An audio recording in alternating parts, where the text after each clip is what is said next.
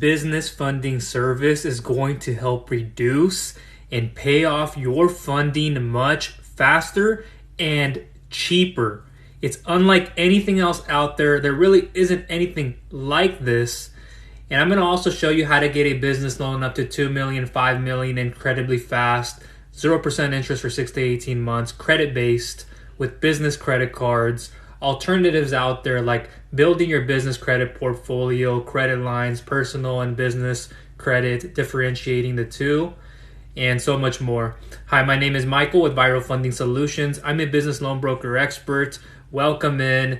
And I help out a lot of business owners get the right type of financing under the right vehicle strategically and for a longer term roadmap. I've been doing this for quite a bit. I've helped get my own business's funding, so I know what it feels like, what you're going through right there in each and every step, questions you may have. And so I'm here to resolve them. Whatever pain, whatever problem, if you've been let down and people have been over-promising and under-delivering, trying to show you multiple offers, hey, just send me the bank statements and I'll send you an application. And once you get that filled out, I'll try to get you a weekly or monthly. Instead, you end up getting a daily. And you're unsure about why that is. Why do I have to pay a high amount per day? Why is it weekly? Why is it bi-weekly? Why is it monthly like that? And so much more. So let me not waste any more time. We are streaming here on the TikTok channel. I would probably prefer to put this on YouTube later on, so I think that's what I will do. But there's this program called Breezy Connect Cash. And this is pretty cool. I have it on my screen where I put a little document together myself, some pointers that I want to go through so I don't miss anything. But this is a program specifically through an institution, an organization that I'm a part with. And this is where I've helped out a lot of business owners get the right type of business financing, the right type of funding, lines of credit, ERC, a lot of different things. And so I work with the best lenders and underwriters, just so you know. I've vetted them. My team has vetted them as well. We've come together and we help out a lot of businesses get the right financing. Again, I'm a true business loan broker expert. I analyze, evaluate the documentation before I send it over to the right lender, and we can say, hey, we could probably pull from one if we go direct, or if we did it indirectly where I already have that direct lender partnership, but it's better underneath a brokerage. I can go to one or two in your industry, and that's the best for you and get you the best early payment discounts and a lot more. But this is a program called Breezy Connect Cash, and I may be talking a little bit more about it over time. But it's a phenomenal program. You can't put words on this from what I've seen and what clients are doing. But it's designed to help you and any business owner pay off your fundings much faster. So think about it as you get funding, your restaurant business, your cleaning, construction, manufacturing, whatever it is. You can be in real estate looking for working capital and you get it. So then you can say, hey, after you receive your funding, you'll be given a referral code that you can share with other business owners. And you can earn 2% of what they end up getting funded on, that amount. So what this then does is you can use those cash or cash connect, or you can call it cash credits, to then apply to your own funding and pay it off much faster, much sooner. Keep in mind, you still have those early payment discounts. So if you're trying to get within the 30, 60, 90 or more days, and you can finally do that by being able to pay it off much faster. And again, I have my notes here, so I don't want to make sure I miss anything. And I didn't. I pretty much explained that. Earning you 2% of all fundings, or if it's through the employee retention tax credit, and I have the best team, the best experts on that, you can get 1% on those ERC referrals. And if you participate, you'll receive the funds deposited to your bank account or your bank accounts, however that's distributed, and whatever you came in with to apply, along with directions on how you can use those funds to pay down the balance with your specific provider/lender, if you choose. It's not like you are forced to, but I would take advantage of this. And then with this program, you can even earn more than what you owe.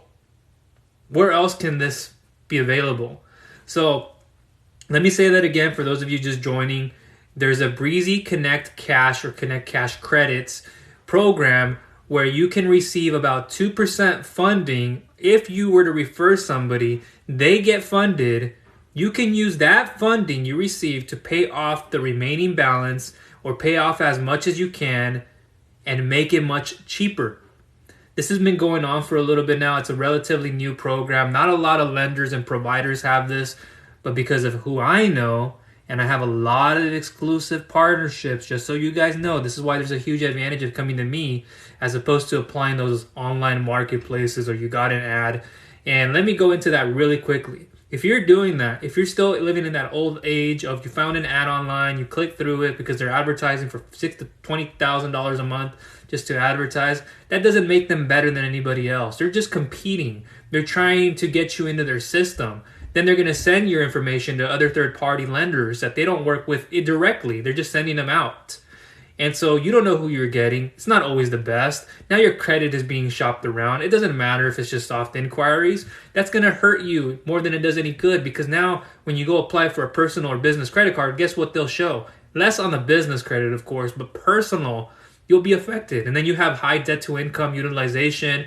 You don't have joint accounts. You have a guarantor. You're hurting their credit. You have to think about what you are doing when you are going to apply. I've said this and I preached it over and over. I have video content. I'll leave you to that down below, as well as all other services and a questionnaire form. If you're watching here now on the TikTok channel, bio link click, first bind funding submission form. Go fill that out. Description down below if YouTube or elsewhere. So back on the topic, there's this Breezy Connect Cash program, and I've partnered with, and again, like I said, what I do can be publicly, and there's a lot of it through exclusive partnerships that I have that nobody else really gets access to. But because I've built enough time underneath these lenders, organizations, I'm given that flexibility that not a lot of other brokers, and I put quotation marks on it because you might be getting some newbie that it's not a bad person, it's just they're not giving you the information correctly. Or it's an agent or it's a referral partner who just sends the client in and doesn't do anything on their own behalf and just waits to hear word from them. No, I'm doing things on the back end, you guys. I'm working with underwriting. I'm working with the lender or lenders. I'm actually connecting and trying to get you the best, myself, my team included. Some of it has to be hands-off so I can continue to go out into the field and help you guys, each and every one of you. And if one day I become a lender, one day I start doing some of the underwriting, because that's what I was going to do a while ago. Now you have that connection with me. So don't burn your bridges, as well as don't be stubborn, don't be egotistical, don't have a bad attitude, don't be rotten about things. I released a video yesterday, by the way, on Sunday. Yes, I don't do video content, or do I ever do any work. Just about an hour or so, because it is a Sunday. I got to take at least one day in the week for myself, personal time. But I welcomed you guys in on my journey as I was outside walking around the track. I showed you guys, and I have my hoodie on. And I told you guys I don't do that. So you guys got exclusive rare business loan footage. So if you guys go to the YouTube channel, you can watch that. And what I spoke about is character versus reputation. The majority of business owners, and I'm not going to even put the word entrepreneur. Entrepreneurs, they in the beginning don't do this, but as time moves on, we do. Where you neglect your character, but you focus on reputation. You focus on building everything in that business, your brand image, your service, your products, becoming more welcoming to somebody within your brand, who you are and how you look like to somebody in your business, your employees. But how well do they know you on a characteristic outside of business level? And so that's what I spoke about, that what you do and who you are outside, like to your family and to those loved ones, friends and family, is also a reflection of how you can operate in your business. Not always, but who you are is a self-reflection. And so when we're going into an application, I want to make sure that we're not having to have friction or resistance. I don't like dealing with this where I have to age like 20 years in an application. Please don't put me through that. I'm trying to make it as easy, stress-free for you guys as possible, and you guys are getting the best here. And I don't say that to be conceited or cocky. I say it in a very confident 120,000% that I know what I'm doing. And I'm always up to date in the market. So back to my documents really quickly, and then I'm going to open it up to questions. If anybody has any comments, please do so. But just to reiterate the point, and if you're just joining me, there's this new service with you can get a funding of 2%, just about. Maybe we'll change it over time, but 2% is relatively good. And when you get funding, you'll be given a referral code or some kind of code that we can connect you with. And then you can go out and share that with another business owner you may know or don't. And what that then entails is you can pay off your funding much faster and have it much cheaper. So you don't have to have it throughout the whole duration. So I have a few more notes I want to get into, but I already spoke about the 2% or 1% on all employee retention credit referrals, and that's where you can get up to $26,000 per employee in a refundable payroll tax credit. And I'll leave more information on the ERC program for you guys down below in the description. And I work with the best, just so you guys know. Business credit, personal credit, anything related. I've done those few things myself, but I have to focus on the funding. And so what I'm focusing on is collateralized, non-collateralized, helping you get SBA loans. I do business credit, personal credit. Some of that I can outsource. And till this day, I can go and check on the people who have joined those services and who's taking advantage and who's not. If you're just sitting there as a lead in the system and I followed up with you and or my team, but you're just like, I don't want to do it, you're putting off months of making mistakes. That's the honest truth. I can't say it in a better way. Tough love. It's not aggressive, but you're pretty much backed into a corner. Because if you're looking for financing, especially these SBA loans, and you don't have the business liquid credit, you don't have personal credit on top of that, it'll make it much harder for you to get approved for those. I don't want to go too far into SBA, by the way, but I'll leave it in the description for you guys to learn more about. And then the questionnaire form, submit that. There's a business loan and a real estate questionnaire, as well as more. So I already spoke about you can participate and receive funds deposited to your bank or bank accounts, along with directions on how you can use those funds to pay down the remaining balance you have with your specific provider, if you choose. It's not like you have to be forced to do it. But with this program, you can even get more than what you even owe. So that's an amazing part. So I already spoke about this. Let me scroll down here to make sure I don't miss anything.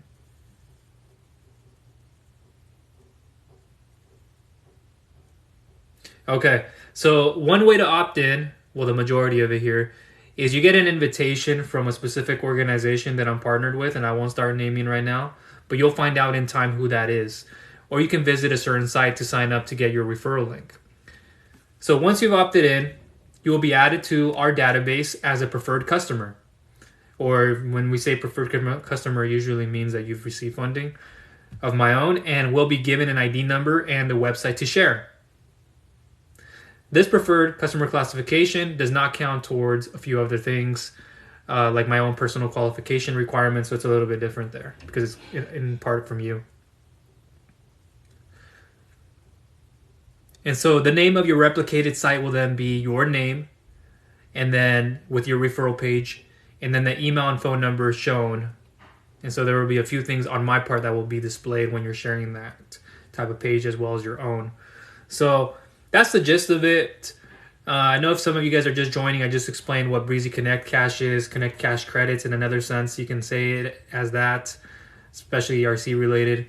But it's a way for you to pay your funding much faster and reduce that amount and make it much cheaper. It goes a long ways when you think about it. As opposed to just going to apply for a specific lender or organization, this is the unique selling proposition for you guys, that you have that Connect Cash service where you can save on it. You can choose to use it if you want. You don't have to.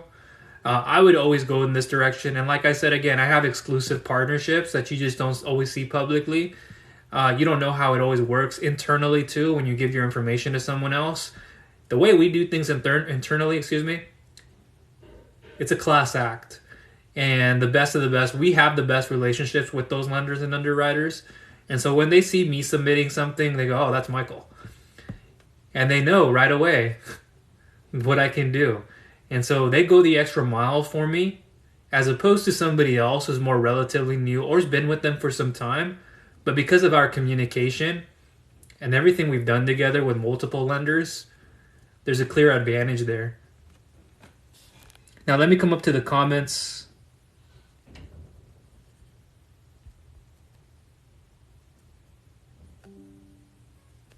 Welcome in, guys. You want a loan for your business. Like no personal credit score, nothing? Or do you mean like no credit report history, trade lines, and then business credit is new? Is that what you meant? How new is it? Paydex score, what have you developed? And you're looking for a loan. The Positive is that you don't need to leverage business credit unless you're looking at an SBA loan, which I'm doing a lot of those right now. I've already gotten a lot of clients funded, and they're very happy with it and with what I was able to do for them, the service. But without business credit, we would want to see your personal credit. If you're looking at a no personal credit program, you're looking at collateral. I spoke to another client today who's looking for about 300 to 350K. They would be happy with around 80 to 90K, but with their revenue fluctuating a lot, and then their lowest monthly revenue, and then their high monthly revenue, and what their projections are this month over 100K, it's kind of harder to go for what they really want because of the revenue fluctuating. Now, it's not to say we wouldn't give them a higher approval, but if they have assets, which they do, they have a database, they have accounts receivables of a certain amount, unpaid invoices, and how they're getting paid. And so after hearing what they have on that, I said it would make more sense if you really needed that 300 to 350K to do account receivable financing. And I've set them up already with the lender and an organization to do that. So without credit requirement checks on your behalf, you would have to offer up some form of asset collateral based, not liquidity, not cash on hand. It can work in some instances, but we want to see what kind of equipment, what kind of inventory, unpaid invoices, heavy equipment, as I mentioned, real estate, collateral, and a few more things. Appreciate you. Thank you for the follow. Yes and no. You don't have to share with me your personal credit score. I don't want to ask that. But if you feel more comfortable sharing it with me, and I'm not a creditor, everybody, just so you know, I don't take this information, I don't use it against you. I would never do that. So in the questionnaire in the bio, click the first link, or it should be the only one. Button is what I meant, first one, and then select one of the two options that apply to you, and then fill that questionnaire out. It should literally take you no longer than a minute. And you can give me some estimates, but be as accurate and as thorough with it as possible. If you give me a time in business, don't give me the name of your business. I have a lot of business owners who do that. Give me the time, like one, and then what? 1 year? Is it 2 months, 3 months? That's a big difference. I can't just get a number unless, that's why I asked for the business name as well as more. So that way I can go look you guys up and see where are you listed. Do you have any social media accounts? Is there a website presence? Is there a DNB? Are you on house? Well, what information do you have displayed out there? That may be more credible in the eyes of the lender. Depends on the service as well. So with bad credit, you could get in. You can get in with as little as a 450 and above, but 450 is a hard, tough ask, especially if you're not generating like 15 to 20,000. And at that revenue, you want to have at least a 500 and above FICO. With a 550 and above, with 5,000 plus per month in revenue, maybe not exceeding 15K or 15K and above, we can look at it. 550 is ideal for that lower revenue. Now we can look with the 450 again, but you have to have better average daily bank balances. And I'm speaking like not 100, 200. I'm saying like more of 1,000. But at that level of 450, it's not enough to have the minimum. You should have at least like 2,000, 3,000 and above. I know that's a lot to ask for at that revenue level. But what is more coming in and staying is in deposits is more important than what we see being withdrawn. So I want you to have more deposited and keep more than what you withdraw out of your account. So if you put in 100,000 in a specific time frame and then you took out 200,000, even more if you took out like 200,000 that same day you deposited 100,000, it shows me you're not recuperating enough, and your money in a lump sum is going out far too much. And it could be going out too quickly. That could have been the first week where you withdrew 200,000 in the month. And then in the next following month, you're doing the same thing. And it could be a thing about how you get paid. Invoices, that could be a major problem and an implication. And so if revenue doesn't work, then we can look at collateralizing it. And there's nothing wrong with that because you can choose how much you want to collateralize. Now, I can go into the subject even deeper, which I'm not going to. And then I'm limited on time because I have a few lenders that I have to appropriate with. But in the bio, if you guys go to the link, click it, first button, funding submission form, fill it out. And if you already have, please be patient with me. I still have a lot of people to get back to and submit that questionnaire response. I got plenty of them this weekend. Appreciate you. Thank you very much. And when I have time to review, I will, and I'll get back to you. And just keep this in mind. When you're working with me, you're working with the best. You could be in a position when you're looking for funding, aside from the Connect Cash, by the way, and I'm going to leave more information of this stuff down below as well, where to get started. Ideally, the questionnaire if you haven't. But when people come to me, like I got text messages today from people who don't understand that there's people who come to me and go, I've never heard where they're taking out of your account per day. I've never heard where they're taking it out weekly. I thought it would be monthly or at least bi-weekly. You're in the private lending world. The lender is not asking for collateral if it's revenue based.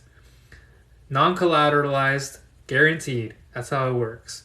And so what you're proposing is to offer your bank statements, your revenue, everything flowing into your business or businesses if we're looking at different entities.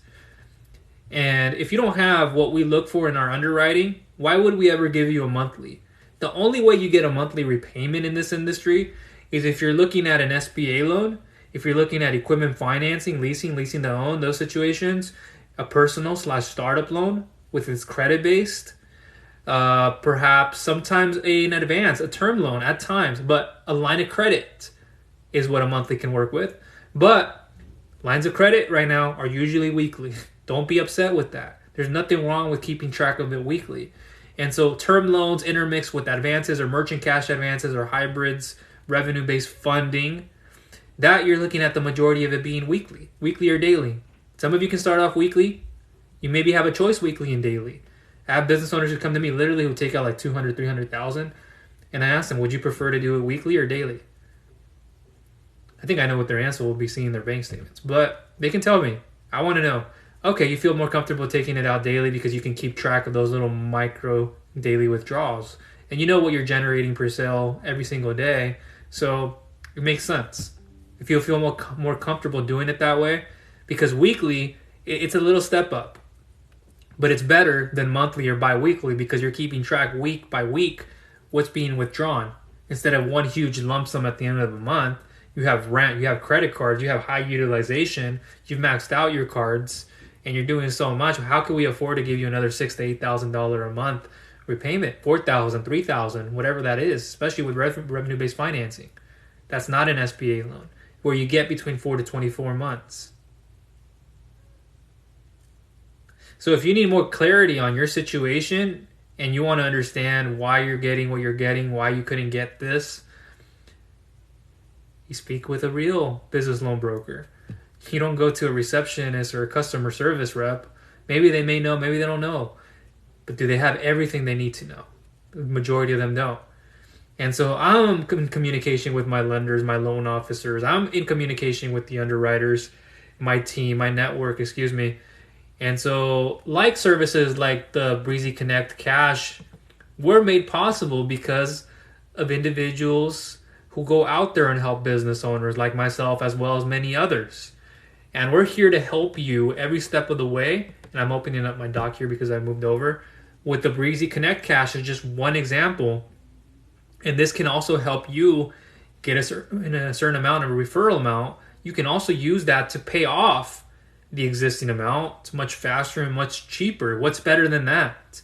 There's nothing really else out there like this, and who has access to it? That's another thing. With my reputation, with what I've built, what I've been able to do for some time now, this is a luxury. This is like walking in and getting your first Rolex. This is like you not just going to, let's say, like New York or a location in a mall where you know it's higher priced. So you're walking in there, you're not just window shopping. You're actually in there to actually get a watch. You're in there to get some jewelry. You're in there to get some, I don't know, you probably want your Louis Vuitton, or I'm not into that. But you can finally treat yourself a little bit. That's what this feels like. As opposed to you going somewhere else where they're just going to shop your information around. They make it sound all good for you. Maybe they have something like this. I believe they don't. It's really, this is one of a kind. And so question and ask them the hard questions. Those lenders, you don't always get access to the lender, by the way.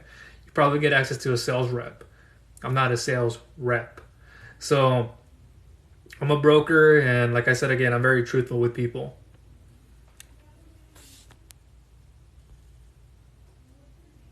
Good question. Let me move up here first. Is it good for startups? All services or like the Breezy Connect Cash? Those are the Breezy Connect Cash. Oh, I didn't really get into it, I guess, but it's a revenue-based financing program. It can also apply to the employee retention credit if you were to get approved and get a funding amount and you wanted to share it.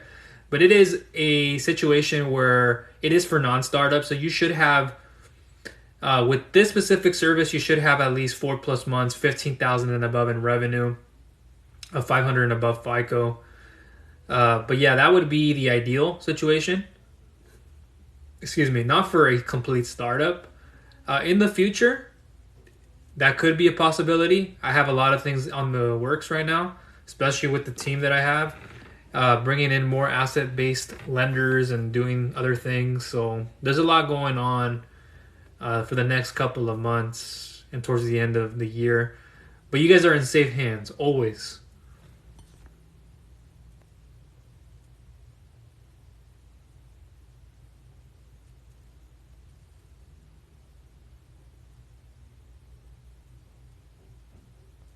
I already listed these, so without sounding redundant, with credit, usually they check your personal credit. Business credit isn't weighed as much. These are not traditional business loans, guys, where you go into a bank and the two are the majority.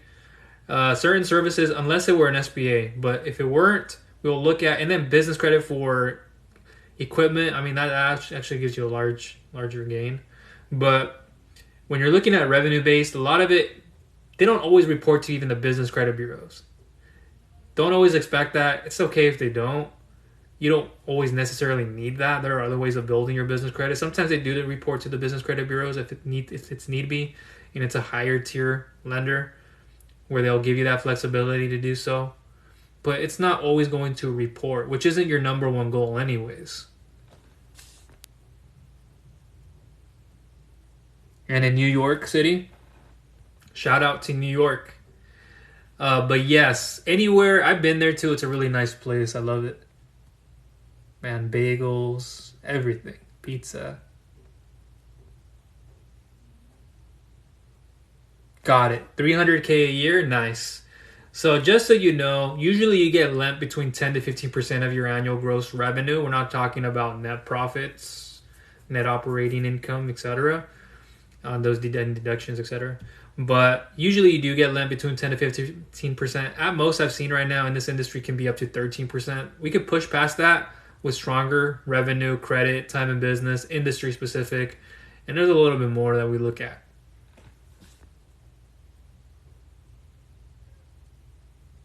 Hey Dave, how are you doing? I think you know the answer to this.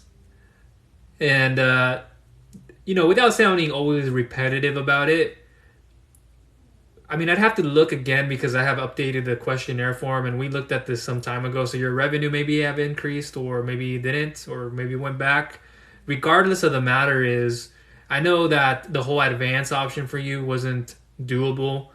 You may think you could get more, but the honest truth is if you don't have collateral to offer up equivalent to the amount you're looking for, and a little bit more than that, then it's hard to get you that at the first time. So what I tell business owners is, if we're looking at just your bank statements alone, we're not even asking for a tax return or tax returns, personal and or business, etc., then we're making an evaluation, I am, on those bank statements, on your deposits, on your revenue, how much you deposit, what do you withdraw, what's your starting ending bank balances. And there's a reason why you get approved what you get approved for. And that goes for everybody else in this video.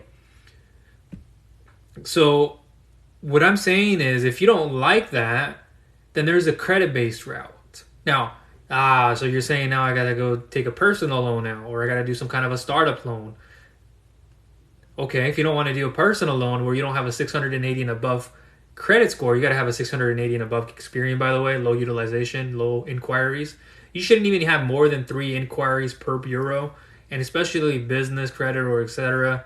But what you should be looking at is, if I can't get enough here, how can I leverage if I have a personal tax return or tax returns and or pay stubs verifiable income of a certain amount? And that is also determined on your debt to income ratio, on how much we can lend you. So I can't tell you if you make 100,000 take home or whatever it is that you're going to be lent up to 300, 400,000.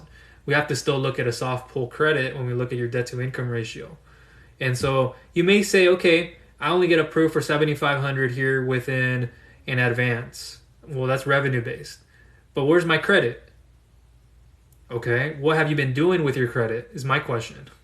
So if you have high enough of a personal credit score, you can leverage that for a personal loan. You can even leverage it for a credit line hybrid. Get access to business credit cards. In this whole time, that's what I have been doing. If I wasn't pleased with getting a $7,500 to $6,500, whatever amount I was getting offered for business funding, and you know how it works, then I would have been obviously working on my personal business credit. If I have to do credit repair, get it up in a little bit. I actually spoke to my the pro, one of the best in the industry. He called me today because I haven't had time to give him a call back or email him. He's putting a video together for me, guys. I'm very honored. I spoke about him and his services, and he put together an email for me that he's going to put into a video and speak about what I do. He knows me well, and I'm just very grateful and honored that he's able to do that. It's not like I needed it, but I appreciate him for doing that. So, yeah, if you want to leverage your personal credit, you could. I would start getting business credit cards. That's what I would start if you don't have any of that. Start getting vendor credit. Multiply your credit by vendor and credit lines, installment loans, revolving lines. I would have been done with that already. And I have done that already. So in the beginning, most people don't know that they can leverage their personal credit. And it's not like everything has to be underneath your personal. You can then go into your business credit with your EIN without your social security number. And I have a systematic way that I've been able to, and I have helped a lot of people do it, because you just don't go and apply for vendor credit or credit cards and do it the way you think if it's not going to a report or you're not getting the maximum amount. It's all about optimizing your guys' credit. That's it. At the end of the day, before you go and apply for business credit cards, credit lines, anything like that, a business loan, the key word is to optimize. If you guys are not focused on credit monitoring and seeing what you have right now so you can fix that, maybe you do need to do some credit repair before you go apply for that Chase card or whatever it is, get anything derogatory, anything disputed, late payments, and then that'll look clean. It'll bump your credit score up. You go and apply for credit cards instead of getting, on your personal, you probably have 1,000, 1,500, instead of just getting at most 5,000, because you can get 5 times the amount, if not more, for your business credit. You think about it and go, well, this time I'm probably getting 10,000 to start with because my credit looks clean. I have stronger credit history. Aged trade lines is another indication of strong credit. And multiple accounts and making multiple payments on time. This is why people get 20, 30, 40. This is why I'm getting these kinds of cards, because I've optimized my credit, my business, my entity. Unsecured loan? Got you. And I like that you know the name of it. It shows me too that you've been around for a little bit. And again, the difference with me, I haven't gone to my story yet. In the bio, I don't want to get into it too much, but like many of you, I did the whole 9-to-5 thing. I know what it is like to struggle, trying to figure out your own way. I went to school academically. I went for chemical engineering to start. And then after I transitioned into business financing, I just didn't want to go into chemical engineering too far. I was getting kind of bored about it. Not that I wasn't good at the math and that, and chemistry was my favorite class, by the way, and it still is. But then having to do macroeconomics, statistics, calculus, and all the harder classes. But it was a learning lesson. And so after that, I went to work. I played Division I soccer too, by the way. And I went to work, and then I worked in different roles in my younger 20s, construction, manufacturing, the list goes on. And just trying to get a foot in and trying to see how the businesses worked. Some positions weren't meant for me, and I knew that. I just wanted to get more experience, seeing what they would do and what positions, and then learning more as I went along in my younger 20s. Good question. What are the requirements for a startup loan? So if it's personal/startup loan, they're similar. And it's a combination of installment loans, credit cards, or line of credit.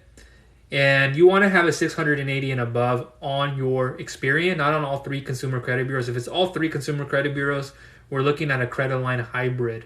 That's where you can liquidate the cash out of these business credit cards and use them for any investment purpose you desire. Put it back into the account if you want. if you know the purpose for it, and save it in there. Having more money in the account also helps you, especially in savings. But what you have to understand is you have to have stronger credit, 0 time in business, at least $50,000 in annual revenue, at least 5 trade lines. Important you guys have that. That's why I always preach installment loans, revolving loans, anything else. So making sure you have 5 trade lines. And new open trade lines, it's kind of difficult too unless you have old ones already aging. So if you recently just opened up a new amount of trade lines, or if you're underneath somebody as a guarantor, then you got to understand what kind of credit, what kind of joint account, what are you building underneath them, and what do they already have established. So you want to go to somebody who has enough established trade lines first and foremost. You don't just want to go to somebody who has nothing because they have a 780 in experience. I'm like, that doesn't mean everything. There's more to this than just a credit score. And then there's a little bit more, but I will leave it at that. And verifiable by tax return, and or pay stubs.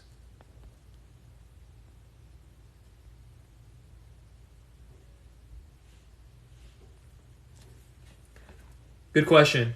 How can I give you my number to call me? You are in California. Hey, I've worked out, well, not like worked out lifting or anything like that. I've worked with a lot of business owners in California. I got a flood amount of them right now who are in the application process, underwriting. A lot of them just recently have their offers already. They take them. I have quite a few in the California area who I'm trying to help get an SBA loan. Already, some already been done there. But what part of California? I grew up in Orange County. I was born in Fountain Valley, and I lived in Garden Grove. So I've been around everywhere, Westminster, Huntington Beach, visiting, and had family all over. Been to Irvine, north and south. Went to school at Cal State University, Bakersfield. Go Runners. But yeah, California is awesome. Now I live in Washington. Jermaine, how are you doing? Appreciate you. Thank you once again for that heart. And those of you in here who are following, and if you're getting value from this, I don't say this enough, but please share it with others. Go out there, spread the word, share this video, share it with people who you feel will find value. It can be a complete stranger, friend, or family member. I'm spending precious time with you guys, energy, giving it to you. You guys are giving it back. I can sense that, literally. And if you know somebody's going to look at this and go, I'm getting value, I'm getting education. That's what you need, education. You cannot just go I'm not going to say that. I was about to say the name too. I'm going to go to this X and Y Z marketplace. I think you guys know which ones I'm talking about, right? Without saying it. I'm even typing it in here into like the laptop, like I'm going to go there. But I'm typing it in and I'm like never giving them my information. I've done it before. There's a lot of bait and switch. They don't have the best lenders. Or if they did, they don't work the way that I do and how I have a closer connection with. And there's a reason why I get people funding and I compete and I usually beat them, because the connection and the network and the quality. So that's what you get. Not every person has the best underwriter or underwriters. So with me and what I have in facility, we're able to outcompete most people, and because of the connection and because people know that they're going to be in safe hands.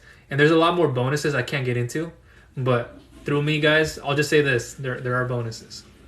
And so you guys get a lot. I got to actually...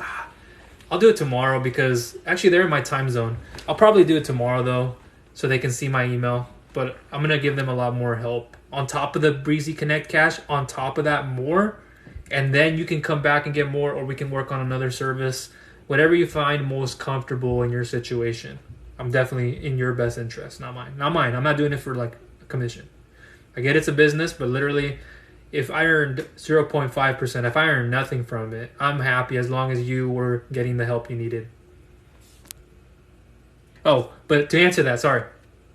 Bio, I wouldn't say give me a call. Like, everybody wants a phone call. I get it. It's a more traditional thing, especially if we're more old school. And it's not because I'm a millennial, but I prefer that you fill out my questionnaire. So bio, link click, first button, funding submission form, fill that out. Or you guys can go to viralfundingsolutions.com. That's something like viral funding without an S, and then solutions with an S at the end, .com. My email, Michael, M-I-C-H, A as in Adam, E as in Edwin, L, at viralfundingsolutions with an S at the end again, .com. You guys will learn more about me. You'll see my face when you guys go to my site. You'll be like, that's him. And it is a legitimate site. I know there are phony people out there creating profiles of me on Facebook and everywhere, so be careful. Waleed, welcome in. How are you doing? You are a truck driver. Nice. Shout out to all the truck drivers out there in this time of need. You guys are making it happen. I have friends and past employees from a long time ago, and I hear the things that they've gone through, and a lot of friends in that business, especially like logistic roles, which I had a fairly experience with a long time ago. But I can understand like a lot of the troubles and things happening in the trucking space. And that's one that I've specialized in for a long time, and I understand what you guys can and can't qualify, what are the requirements for certain services, non-collateralized or collateralized.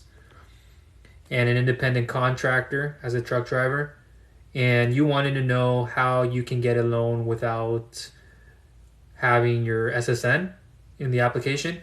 EIN obviously can be added, but there will be the two fields. But when you're looking for a business loan, why wouldn't you want to add your social security number, by the way? That's my question. Is it because there's been fraud? Is there something where it was out of your control? Did you cause fraud? Is it just that you don't want to share that? Maybe because you defaulted? So I have people till this day who don't even share with me their social security number. I had a client just recently who had a default but didn't even share their social security number. They ended up sharing, I think it was the EIN number. I didn't even ask them. But I came back with their application and I said, hey, I need your social security number on this. And they asked me why. And I go, because we need to verify who you are. We need to verify credit. It's personal credit, as well as a little bit more. It's very safe and secure. And it's also because they wanted to make sure it wasn't a hard pull. It's soft pull for what I do, especially that revenue-based. SBAs end up becoming, so in-house we can do a little like soft look, but then it'll become more of a hard look. We can do an authorization, etc. usually. But that's what happens when you look at these and you see somebody who doesn't want to put their social security number. There are various reasons, and I'm going to scroll down here too, but the majority of applications you would want to list your social security number. That's just the standard. Okay. And that's another reason that I didn't say too, and I know that one already. That's another one when you are buying a house for yourself, or you could have bought your house for somebody else, like a brother, or you could have done something like that. Whatever you did, took out a home equity line of credit, a HELOC, anything that you did underneath it, personal loan, etc., credit cards, regardless of what you did, you'll still have to supply it. Now, how recently was this? Was this just like within the last 3 months? And for a personal car, yeah, I mean your debt to income ratio, of course, but that doesn't mean we won't be able to approve you. If we're looking at your revenue in your business disassociated from your debt to income ratio, then that should be okay. Now, your debt to income ratio, yeah, it could factor into getting you approved for more because of what you just took on, but it's also about your line of credit. Lines of credit, that's a huge component too if you have high debt to income ratio on it. You co-signed for your father? Hey, how nice of you. For a new car? What kind of car was that?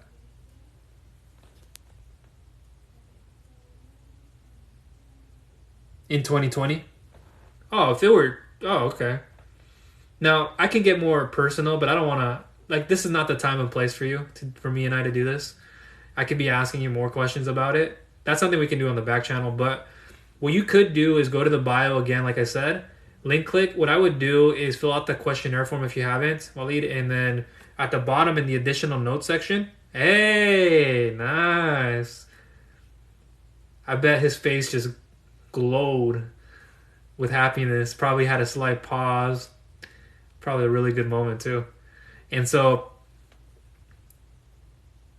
yeah, see, if you go ahead and fill out the questionnaire, and in the additional notes section, you can even tell me like, okay, you took this out in 2020. I already have that in mind, and I'll actually write it down here. I don't have to, but I'll remember it. And so 2020, I just want to know like maybe some numbers, how much remaining balance, or what have you paid. Maybe you don't have to get so in depth. You don't even have to bring all that up. But if we're looking at bank statements and we're basing it off revenue, then we can look at that. And we could take a better look instead of going through like a person. If you took a personal loan, obviously it would be weighed more heavily, your debt to income, than anything. But it's just the ability for you and your business to be able to make the repayment is what's important.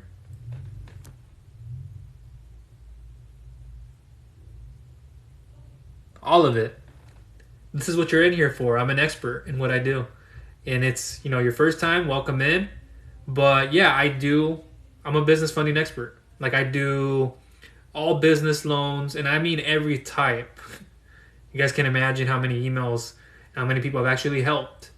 And I can do SBA loans. I can do other collateralized, non-collateralized, personal business credit funding. I can work with that. And friends and family, whatever you're trying to do. I'm not going to say I'm going to go talk to your friends and family. Hey, loan Wally $50,000 because, Father, you just got him a car. He just got you a car. You got to give him some money. No, that's not what we're doing. But yeah, I can do all of them. Appreciate you. Thank you, Walid. Appreciate you. But yeah, that's just the gist of it. We kind of gone off on a tangent quite a bit from the Breezy Connect Cash. So for those of you joining me again, I spoke about how you can save and pay off your funding much faster when you get funding, and then be able to share that service with somebody else, and you can earn 2% of that. Use that money, pay it off. Boom, you're in the door like that. Early payment discounts become even more attractive to you then. You're like, I was given 90 days to do this, 60 days, 30 days, with 20 to 25% of that. But if I paid it off, like I was given 12 months, but I can pay this off in actually 2 months, 3 months, 4 months, even earlier, 6 months. And then you go, okay, makes sense. The earlier you do it, you're like, the better it'll pay off. You are most welcome. Yeah, you don't always have to. You know this when you go apply. It's not always necessary. And I'm like you at times. Like, I don't use it. And I get it. I know what you're alluding to and why you would use it. I know. As business owners, sometimes we just don't for other reasons, and then majority of the time we will. And even if it's asked for, we have to provide it. We have no choice to. Taxes and all this stuff. But just make sure you're doing everything legitimately and that you're going through an expert. That's at the end of the day. I think that's all I can leave you guys with is don't get sidetracked. Don't come here and go, hey, I'll work with you. And then you're like a little dog. You guys seen, I forgot the name of the movie and show, but you see him like twisting his head. Like he gets so happy. He's wagging his tail. His tongue is out of his mouth. And he's just finding opportunities. You don't want to do that. There's so much out there, but that doesn't mean they're best for you. And I do a lot of review content on this on the channel, on my blog. And it is very legitimate, like what I see, because I'm seeing it through the eyes of a business loan broker expert, as well as your own, because I've received funding. That's no joke. If I would have known this earlier, I had headaches. I couldn't go to sleep till like 2 to 3 a.m. sometimes, wondering like what tomorrow would bring. I got to do more research. I have somebody emailing me, telling me about this company and telling me to send them my docs and this. That's not how it works, guys. There are predators in this field. Even if they're not predators, they're preying on you. And they're literally preying. Like, maybe they're not, but they're literally out there like, they're the lion. You're the gazelle. You might be able to outrun them. Maybe not. Maybe you are the hyena, but do you have that bite back? Can you show them how to like separate? But if you're just kind of like just pouncing on the one email, like I go here, I can tell you guys all the emails that I get. They want to get me funding. I don't have a relationship with them. Do you think I want to turn to them just because they tell me, hey, you look like you're available for $800,000, and another company tells you you're available for like $300,000, so you go to the $800,000 company because that's a pre-qualifier marketing technique that they used on you. And even if it weren't, like somebody can show you a contract and tell you they're going to get you like $300,000 or $25,000. Can you beat this? But we find out that that wasn't an actual offer, or it is an offer, but you're going to get declined at the end of closing. Final underwriting. I just know that because I do my work. So I wish you guys the best of luck trying to figure it out. Like this guy, Michael, didn't help me. I helped. Oh, I can go through my list right now. Look, all the people that have come through, not on a business loan, but getting business credit. My team is working with them. I'm working with them too on the back end. And I'm getting caught up when I can get caught up. So if I go through this account, 1 second. I can show you guys. I can't really like get on screen because I can't disclose that. That's very sensitive information.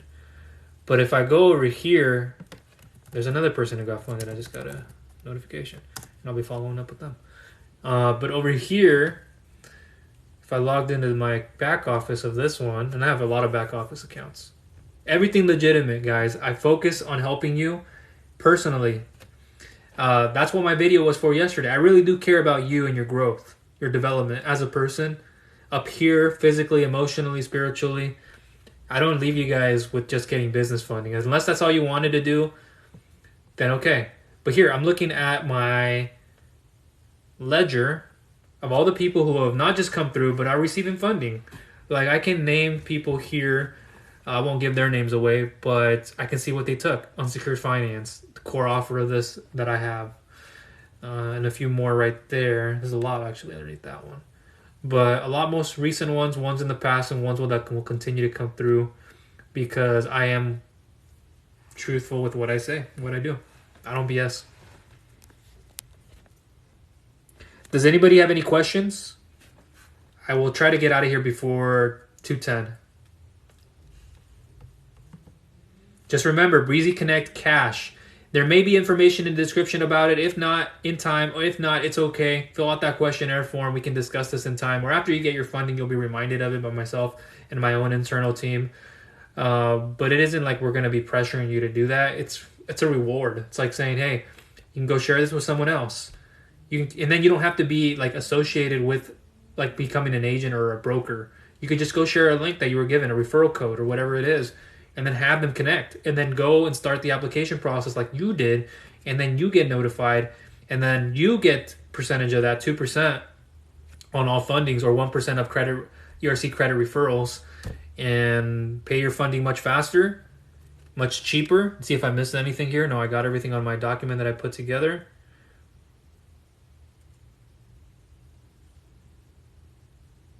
Yeah, that's pretty much it. And it'll trickle. You'll wonder, like, the next time you come back and get more funding, you can do it again. Over and over. And not everybody has that. There's only one, and I'm partnered, and I have exclusive partnerships with where we're able to do that. No questions, anybody? Hey! Welcome in. How are you doing? And at any point, guys, feel free to comment. You guys are seeing me in the flesh. This isn't a clubhouse where you just hear somebody's voice. I don't even like talking in those. I don't even like being on video. I'll be very truthful with you because I'm an introvert. I'm a Libra. I'm an introverted person. I am an observer. I observe. I'm a systematic, mathematical-minded person. So I have more skills than just being a business loan broker. Expert, by the way. It's not just me showing you guys how to get the right financing. I'm in those SBA calls. I'm in everything. So I know how to collect documentation and evaluate them and do all of it. Happy to hear it. Lanny, where do I get mine? As in your business loan? Shortcut, bio, link click, first button. Multiple resources under that. First button is best.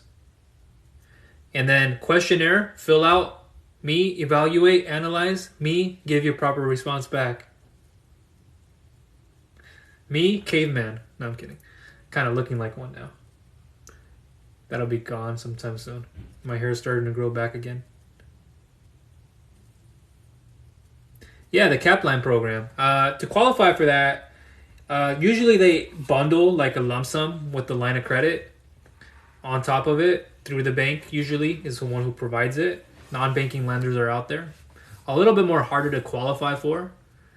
Traditional business lines of credit are more available. Bank lines of credit, harder. They're pulling away from. But they could try to add that on top of it if you have strong enough credit. And you couldn't meet the obligations of getting a lump sum all in one. Sometimes they look at the two.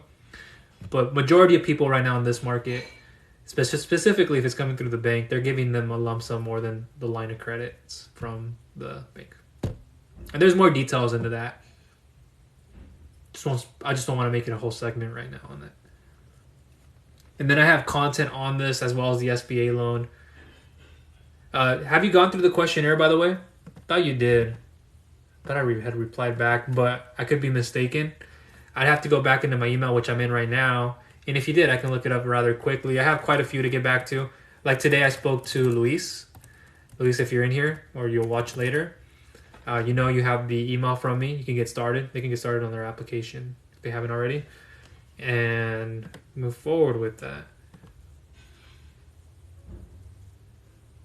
And I can tell it's not because I have my systems here. But yeah, bio, link click, and commit. Don't just say, okay, and then later on it's like, oh, well, I'm back here again, asking them the same questions. So I'm not saying you won't do that, but a lot of people, they do gravitate to that. And they say something, they do another.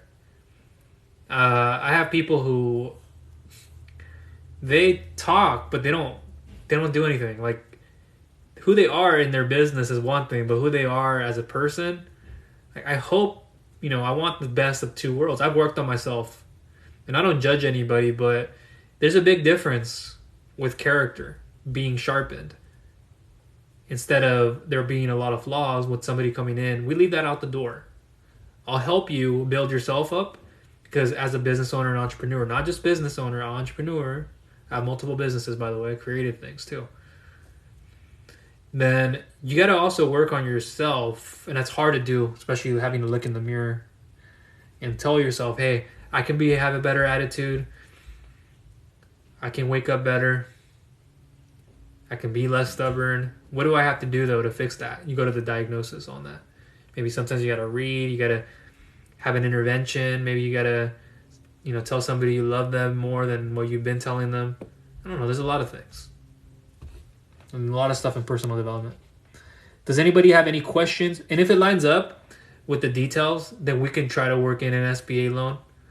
I do those every day, guys. Like, literally, I'm not joking you. This isn't like a plot to tell you, just to tell you, because you guys should come with me. No, I literally have the best in the field. I've said this plenty times.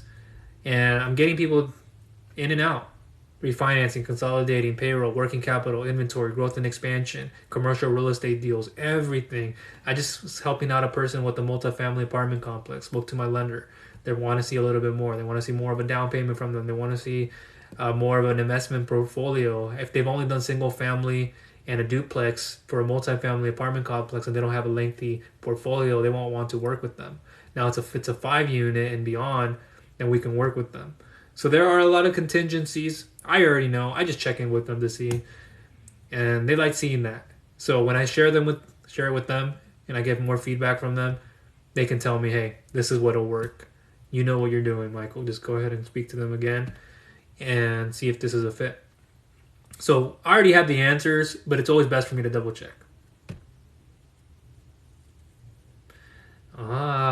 That question can go on for a numerous amount of hours. So I'm going to give you the short, less than 2-minute version of this. Good question. Do you need college experience to start business? A business or multiple? No. But it helps. And I'm going to tell you why it helps to have some type of college education, whether you have a diploma or not. I believe, not only because I come from the academic world, but I believe college, school, shapes you in how you think, how you break down problems, small, medium to large, and then how you interact with those problems. How you communicate with people around you when it is time to say a word, think something through. Collaborate. Seek for help. Ask the right questions. That's what school is really preparing you for. Unless you go for becoming a doctor, an engineer, or some other form. I'm not saying you don't have to go. I recommend getting some experience that you can use in the real world. They don't always give you real world information. Like, I could tell you guys my business classes, like, what the hell is this? Like, I didn't say that, but I sat in there, marketing, and this is what we're going to learn about today on the SEO. The heck is this? And then when I found out how I could do this much more effectively with what I've been doing. Like I have an SEO presence now. I follow that world closely. There is nothing in there that we're going to show me in school. Like nothing that advanced than what I'm learning now.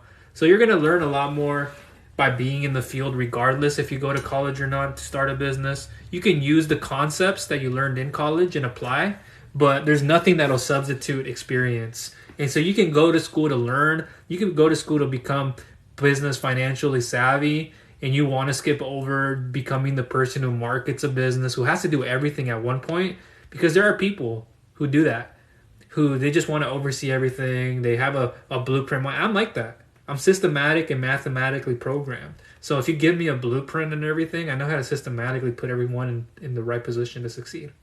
I just know that. But you have to put your feet in there. You have to go into the field. And you should do it for years. I don't recommend just doing it for a month or two. You want to buy a business, okay. You have people in position to do it. But at the same time, you should be the person creating the content, writing, reading, creating a piece of video, podcast, understanding your metrics, understanding the numbers, what they say back to you. Every number says a story. Not as a compound, not as an element, but as an element. And I was always taught that in school, especially in chemistry. So look at every element, every elemental number as a story speaking back to you. And so you don't need college to succeed, to start a business. But like I said again, what college will help you with is becoming more of a problem solver, more cohesive, meticulous. I guess you could use the word cerebral in a sense. But you will also learn, yes, let's not take away from that, but it's not always transferable what you're learning here into this part. There's a lot. Unless you're going for, and becoming a doctor, an engineer, etc. There's a place and a time for them. I just like that security blanket as well with an education that it provides, and I know that, going back in work, if I ever had to, I'm not going to right now, or at all, that I have that. See what I mean? So everybody has an opinion about it. I come from a background where I do believe people should go to school to experience that. Now, how much tuition they pay, they could probably start off community. I would recommend that. If you're not trying to put up a lot, then community would be beneficial just to start off, lower ground, go for 2 years or so, figure out if this is the route, if you could learn more. And there's a curriculum where you're like, that's what I would like to learn more, and it'll help advance me in certain business models outside in the actual real world. Sure, by all means do it. Usually you hear people who say, don't go to school. They're the people who didn't even go to school. Or the people who say, don't go to school. Those are the people who didn't even learn a damn thing in school. Usually who you hear that from is somebody who didn't pay attention in class, who couldn't read a textbook, who didn't want to take time in the lecture, maybe raise their hand. You don't have to, but these are people who didn't challenge themselves a lot of the time. Like, I challenged myself hard. I told you guys, I went to school for chemical engineering. I transitioned to different fields. I have classes galore. Certifications galore. Real world job, construction, manufacturing. A lot of the stuff that happened in the period from 19 to about 25 or 26 or so. Less than 26, 25, 24, around there. So I had an abundance amount of experience in that window. Does anybody have any questions? I hope that helped. Are you asking what kind of jobs you can get when you have college experience or... okay. Yeah. With construction. So I had in my younger 20s, this is no BS by the way, anybody. I'm not just saying this to say it. I was working with my uncle and I was in California. I was in Huntington Beach. I won't say the exact name of the company. But I was in the field position. You can say that was the name of the position. And we were doing sewer lines, man sewer lines. Can you believe that? Me doing that? No. Now looking back on it, I go, why did I ever do that? It was at a time when I was, going away from the whole university system and doing things my own way. And it's not bad. And I had a learning experience, really what it was like to work, really work.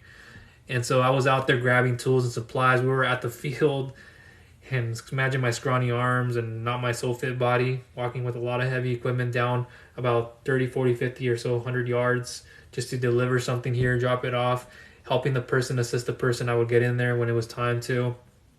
But it wasn't really my thing. And so we were putting the piping in. We were, doing the spray, the manservietor spray. And then after that, I had gone into another position because that one was very risky. And then I went into manufacturing. My dad, we're a manufacturing family, so why did I get in construction? There's a time. And then I was in the shop too. I was doing forklift stuff, moving the resin, putting the resin in on the pipe, the blue pipe stuff that we put in and insert in the manholes. But driving the trucks, manual, stick driving, I was going up all Pacific Coast. That was a good time. I went up Pacific Coast Highway for like hours to a site back when we were done. It was just the most calming drive there and back, more so back than anything. But driving a stick shift truck, one that actually gave me that I had to use that wasn't like, it was burning on me. But I knew how to use it. I was going up and down hills, but I became very good at manually driving stick. I just haven't done it in some time, but it's so fun when you're like, you know what you're doing. I just always made my early 20s.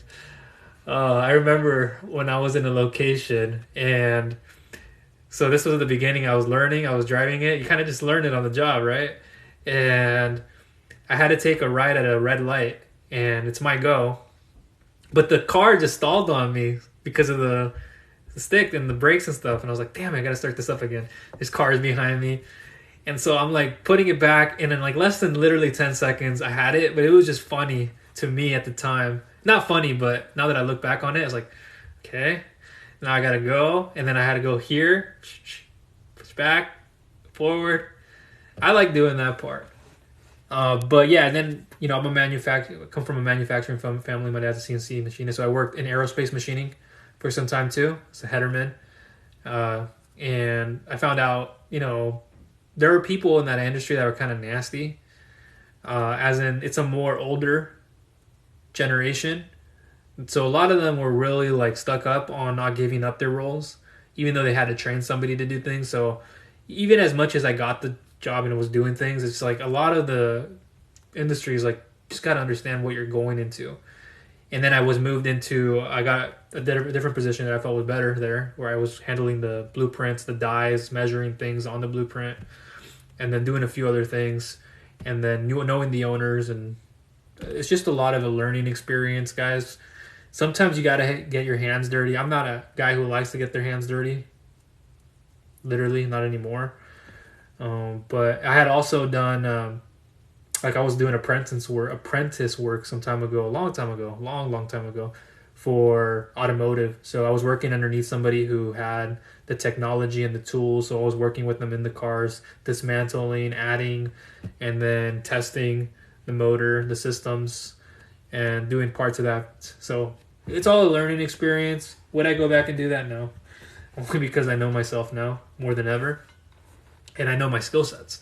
So for those of you out there going like, this is just a guy who sits behind a computer. This is just a guy who doesn't know what he's talking about, or he's never been in a position to work hard. I've worked hard, okay? So I come from a Hispanic family. I'm Salvadorian, Mexican American. I grew up in Orange County, California. I take life more serious now than I ever have because I've lost amazing people in my life, and I realize like what I really want, what's pushing me to get what I want, and how to get to that goal. I live in Washington now, and I would say that I'm a very diversified individual. I guess people would say that about me. I get along with every group. Like, think about in school, I was that guy who could get along with anybody in any group. Although I had my main group, but I could get along with anybody. And I was kind of like the voice. When I wasn't talking, I was the voice at the same time for calmness and just helping people through. You can call it, I guess, an advisor. I was that at an early age. But yeah, they're all competing. I get it. It could be, I don't want to use the word nasty again, but it could be like, yeah, those times were something else. I'm sure you guys know this. Like, the only person you should be competing with is yourself. Don't have to compete with somebody else for another job title, for another. You could, yeah, that's going to help push you. But the only person that you should be competing with is, again, I'm competing with myself, you're competing with yourself. And that's what we have to get through our own heads. We might be in a similar field, but we could be complementary. We could be substitutionary to one another. We can leverage each other's skills. They might be better at this component, so I'm going to put them in a setting so they can thrive more there. And me, I could be better here handling this part. Okay, so does anybody have any questions? I know we went over time, 2:15. It's 2:22 now. About 30 more seconds. Unless somebody comments, I'll be in here for a little bit more.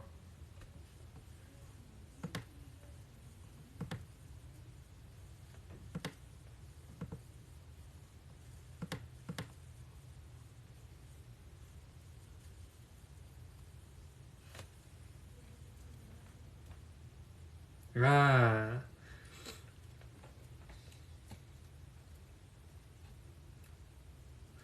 I might do that.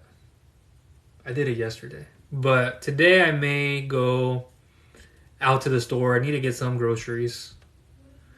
I'll probably just have my headphones on. I'm going to be that guy who has his headphones in listening to like a podcast or a Clubhouse group. Similar, an audiobook. And then just shopping around, doing a little bit. Getting some last things that I need that I didn't get on the weekend. I think there was an event. No, I think that's Wednesday. I have a niece's event. She does wrestling. So the next one she goes to, I'm going to try to catch. And it's her and her brother. There's 3 of them. I've seen video footage. And she does pretty good at a young age. And so that'd be cool to go see if they have another one this week. I got to check in with them. Besides the grocery shopping, besides that, I gotta go bring in the trash I had to put out yesterday. I always do the trash every Sunday. So I'm bringing in the trash bin for sure. That's pretty much it for today. And then, thank God if I have food tonight to eat, I might be making some, or there's some leftover meat that we had the other night. You guys gotta be grateful and thankful for everything you guys got. Even if you don't have it, be grateful always. Appreciate you. Thank you. I don't think I am. It takes a bit to get to this point for me. More practice, I think, has helped. I can turn on a room. Sometimes you see me pause like that because I'm really thinking my thoughts. Somebody else is just kind of rambling. I can tell when somebody rambles and I'm like, nope. I'd rather pause and then speak than to just run through a word. It is. How about yourself? What do you got planned? How I practice. So I'll make videos for Zoom or some other platform. And I don't know if you've ever done this, or with anything. You're reading a script, or you're not even reading a script, but you have the words in your head. I can usually have the words in my head that I want to go through. Sometimes I outline it. Especially blogs, it's a little bit different when you're writing something. But when I'm practicing, I'm going through that outline that I have here and or there. And then I will go through them and speak through those points in those seconds or those minutes that I need.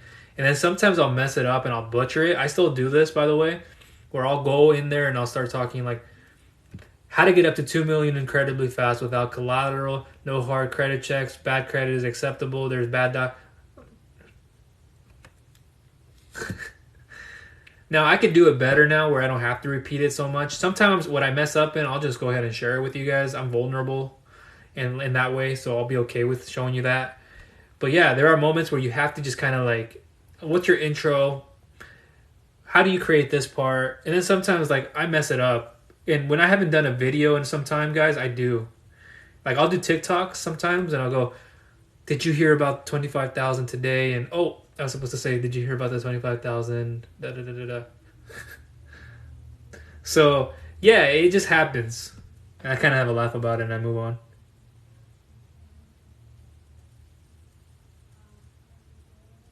What more would you like to learn that you haven't already? Appreciate you doing that too, by the way. And there's just so much out there. Pretty much. It's kind of weird, I know. But I'm making a video. You know, you make a video for YouTube. A lot of people do that. I could be speaking in it, but I'm speaking into a camera. So it's like I'm saying the words. And then other times I'm not speaking to myself because we have a live group like this. But other stuff I have to pre-publish it. So I have to create it. Maybe I send it off to my team, or I have myself do it all usually. Sometimes it's for specific businesses.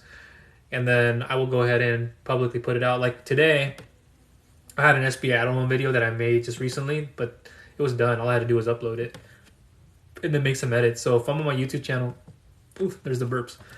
I'm on my YouTube channel now. And if I go to my channel, you'll see my recent video, which is the SBA EIDL Loan increase reconsideration coming back, exclamation point, question mark. I know how that sounds. Your dad. But my dad would do that too. I know he did that. I remember that in the very beginning. Like, what are you doing that for? He found out I was doing some of this stuff. And I was embarrassed myself too because I thought I'd never be on a video. I never ever thought. Literally never. And it still baffles me. And it still scares me. But, you know, it gives value and it's working. So, I get it. The whole psychological part to it, they may be thinking you're crazy. And I know that. If I never knew this, I would be thinking the same thing about somebody until I saw what results or what impact it was making. I'm not speaking money-wise. Yeah, that's a part of it, I guess. But the impact that you're making and the lasting impression. If there's somebody out there that was needing your help, they were going down the wrong path. That's what I'm here for. That's my big purpose, is to make sure you guys don't go down the wrong path. Yeah, I guess. Yeah, I'm using myself, I guess, as an example. That's what you're alluding to. Yeah. See, without me even having to think about it.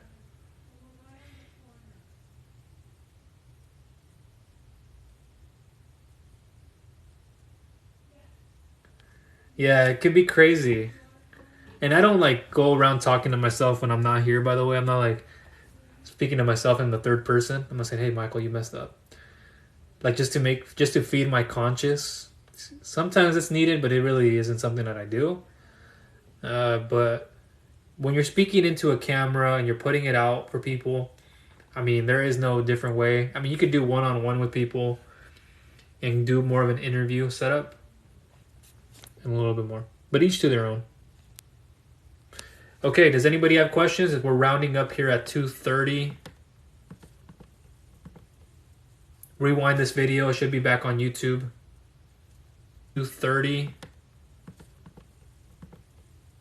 Rewind this video. It should be back on YouTube. It should be back on YouTube.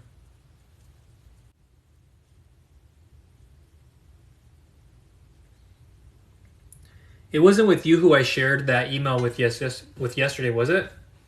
By the way?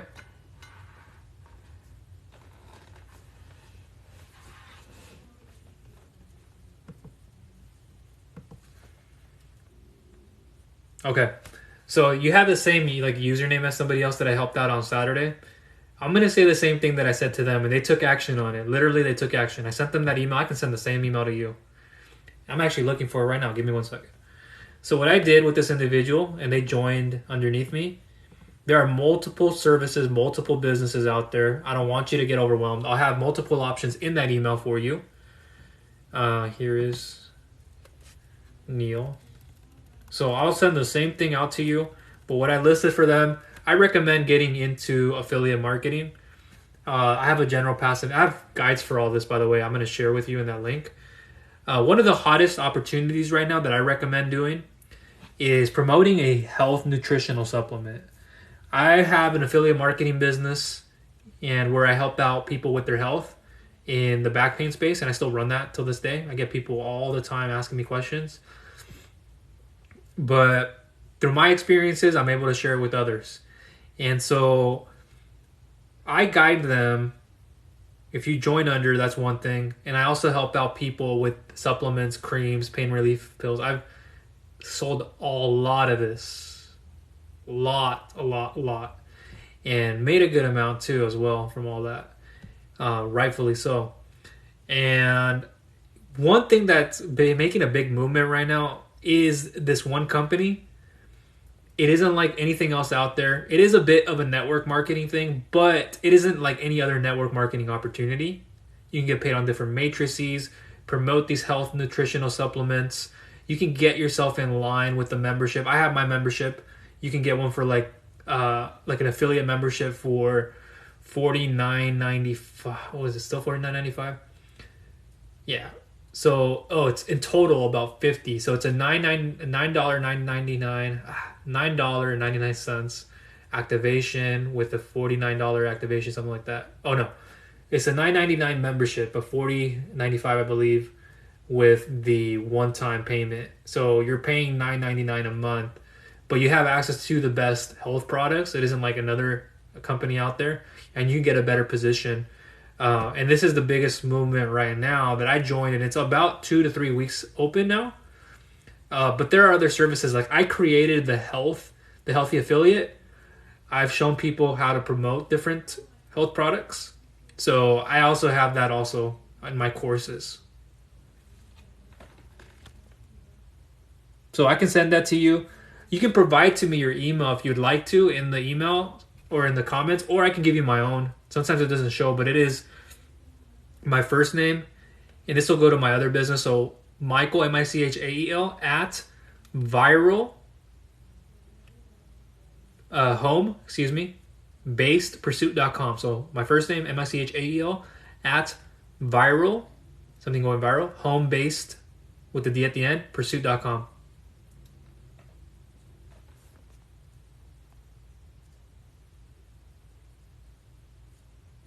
No, I'm not marketing it to you exactly. What I'm saying is you say you want to get into business, but you don't know what I want to get into.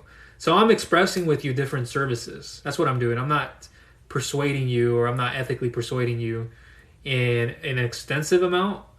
I'm just giving you a gist of what this is. So that's kind of how I took it. Like you said, you want to learn about business, but I don't know what I want to get into. Do you mean you want to get into more of a traditional brick and mortar business? I have a cousin who he's not into it right now. He kind of stepped away to do some things for school, but he's opening up a cleaning business. He has everything already, license and everything. So it just depends on what you want to do. Digital marketing agency, I have that too. It's quite a bit. Let me come back up here in a second. I'll answer that question in a second about affiliate marketing, but let me move up here. Again, I'm not like trying to sell you on that you should come and join me and all that. I'm just giving you options. You're saying what business, but you don't know what to get into, so I'm trying to answer that. Can I ask about buying routes? Please do. See if I missed anybody up here. No. Affiliate marketing is where you're promoting people's products and services in exchange for a commission.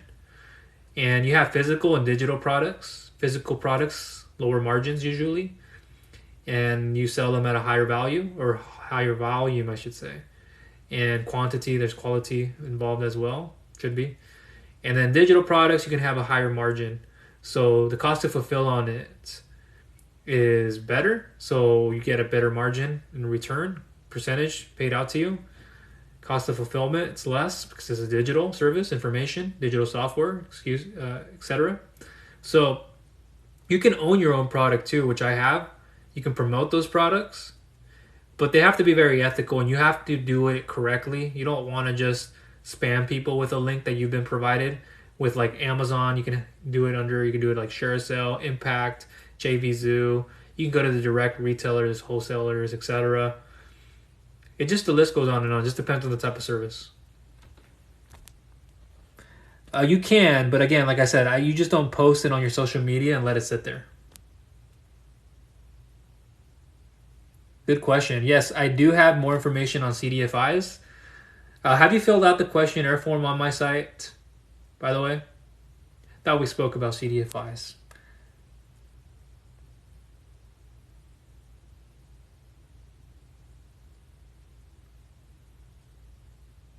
Got it. You want to buy a route in your area with an SBA loan. Understood. That's what a lot of people want to do. I know that. Any loan I can get as long as it's a good rate. Yeah, what it has to make sense is, again, the route, but they're going to want to see more, of course, all the details to that route. Of course, that. There's more that you can explain. And I can gather too because my lender comes back to me too. But if an SBA loan makes sense, okay. If you're, like, let's say in the trucking industry, it's harder for them to get approved for an SBA loan unless they have, they have 5 trucks, they have 5+ years. They're not only generating 50, they're generating closer to 75 to 100,000 a month. It's harder to get approved for that. If it's a startup grant microloan program, CDFIs, etc., that's different. But it's hard. It's hard for that to get approved too. It's actually lengthier than it is an SBA 7A 504 loan, to be honest with you, right now in the market. But yeah, I can definitely look at it. If it's a good rate, then maybe you have account receivables, unpaid invoices to offer up. I just helped out a guy today where I went over with him his options on getting what he wanted. And his revenue is coming up this month, but it's kind of scattered. And so I have to make sure to get him what he wants, it'll have to be a form of unpaid invoices. Real estate, he has that. I asked him what he had. What could be appraisal? What could be the value amount there? He gave me approximate numbers. And I thought, okay, loan to value here. Okay, so it makes sense. What I would do, CDFIs are very stingent, and how they work with each person, it's different. So I can't give you like exactly like follow-up questions, I believe, on what you'll ask on that. What I recommend, everybody has done this too, by the way. Go to the bio, click the first link, and then fill out the funding submission form. When you fill that out, in the additional notes section, just state CDFI, what you're trying to do there. Don't just give me a little brief. Just give me a little bit more of what you're trying to do. And also because of time, I want to end this. You kind of came at the tail end. But yeah, I can definitely connect you with those services and see what we can do. I just have to know more about the business and a few things you're trying to do. It would be a lot more to go through just here alone. That's why I don't want to bring up more questions on that. It could be more personal questions. You are most welcome. Yeah, and again, like I said, people do that. I'll help you out on the back end. Let's go up here. What a route? Or what route? Let's see here. Well, you're new to business. Nice. And you're just buying somebody's existing route. Yeah, I got that. Okay. Yeah, people do that. It could be a little bit more harder to do that with an SBA. It's falling underneath an acquisition. We'd have to see the full extent of what you're acquiring. I know it's the route, but how much more? And the goods are delivered in a 20-foot box truck. Okay. Yeah, there's more details there I can follow up with. I could definitely ask you more questions about that. But we're going to leave it at a surface level now. What I recommend, and I could get even deeper. Like, I don't want to just take away from everybody right now. But bio link click, first button submission form, fill that out. And in the additional notes section, because I haven't been able to write it all, I could remember it, but write it down for me too. You're trying to acquire a route, you would like to do an SBA loan or whatever is viable to get me the lowest rate. And at the end of the day, what you guys have to think about isn't the rate exactly, it's how much can I get right now to start with and then get more over time. Because I see business owners who do not always get the best rate. They won't always get an SBA loan. So they get like a 1.35, they get 40 to 50% interest. And what it has to make sense in is the benefit exceeding the repayment. And over time, you can drop that 40 to 30 to 20 to 10%. That's doable. But you have to get your foot in the door to do that. They want to see you put some skin in the game. And it just, again, depends on what you're trying to do. There's a lot more. You are welcome. Yeah, like I said again, I can ask a lot more questions for the box truck and on the route, but I'm going to leave it at that for now. I can get specific, and that's what the lender will want to. refinance revolving debt. Love it. Thanks, Jimmy. So, I mean, just briefly, that's possible. Now, how is it possible? Through where is it possible? That's what I want to lead into. Now I can ask you how much you need to refinance. Right? We can get personal if we needed to, but I'm not going to start asking all that personal in business. I can ask you what you need to refinance, how much you need to refinance, what you want as an outcome when you refinance, what's the total amount. I mean, that's so much. What type of stuff you're finding? Like, we could be here for hours talking about all that. But without doing any of that, and I see this on sheets and I see this on other places when it's submitted, but yeah, we can refinance underneath the condition of an SBA 7A loan. I'm doing that right now. I got plenty of people in debt consolidation refinance. People who already went through calls with me, or a three-way call with the lender, loan officer, etc., the client. You have the one-on-one with them as well. You can do that too, either way. Sometimes I like just listen in. I know what they're going to do, but I just want to listen in case of anything they want to tell me right there and then. But SBA, definitely we can consolidate up to 10 years with 25 years being real estate related. So that might not be the case here. If it is, okay. But that's one way. Another way to refinance, it might be underneath a term loan. Just depends on how much you have. We can also refinance equipment loans, anything else, any other kind of debt, what other obligations you have. But yeah, the list goes on. There's those options available. The SBA is the most attractive one, and I'm getting those done like that right now. 300, 500,000, 700,000, a million. I'm literally getting them done.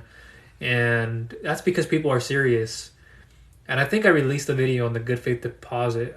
I think I'll release that if it hasn't been released. But look out for that video.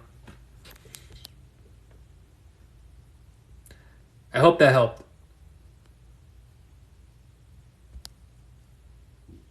Does anybody else have any questions? We're kind of over time now. But I said if anybody comments or questions, I'll stick around. You are most welcome. Appreciate you too. Thank you, Jimmy. Bio link click, by the way, for anything, as well as anybody else in here. Funding submission form, first button, fill it out. Let me know about some details in the additional notes section. This way we're like, this is, guys, with me, you guys get the most stress-free process ever. Like with me, it's just like you're talking to another friend or family member, literally. I'm not taking advantage of you. I'm not doing what's in my best interest. I'm putting you in the Ferrari. I'm putting you in your dream car. Literally, you're in the driver's seat. You can drive that car as much as you want. I'm going to just navigate you. I'm going to be on the side, not behind, not in front of you, looking at you across the table. I'm going to be next to you, let you drive. And then, hey, if I'm going to drive it, this is where I got to drive. Now, this is your part to drive. It's that simple.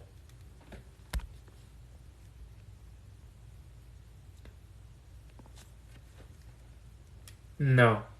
Honestly, when you say do you believe anybody, I don't think anybody can be an entrepreneur. Everybody can be a business owner, which you can say in more sense an entrepreneur at a level maybe. But I don't think everybody can be an entrepreneur. It just takes a different... You're not born into being an entrepreneur. I think you develop into one. You can say that, when I was in a room at one point, when I went to like a group meeting, it was a closed invitation meeting, by the way. Like, not anybody gets in this. It was like top tier. So I got in with like about 30 people, 20 people or so in the room. There's a presentation.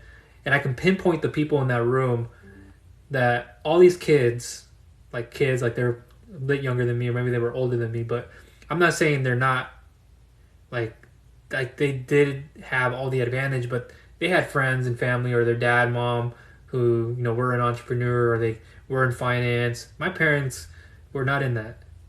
They're not. Healthcare they're in, and dad's a machinist. I didn't grow up in an entrepreneurial family, but I developed into one.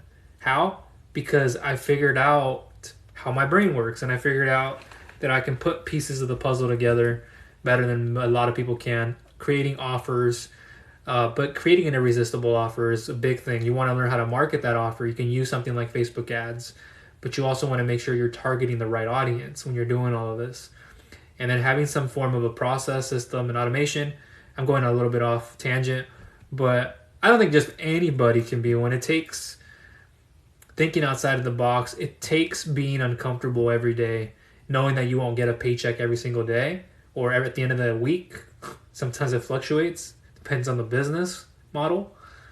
But just doing your due diligence, understanding the industry, like what can you create, what should you create, if you didn't create something, what could you do. There's just different ways of thinking that I like tinkering with, and that's just kind of me. How can you get an SBA loan with no money down? Good question, Brandon. So not every SBA loan will ask you for a percentage of a down payment.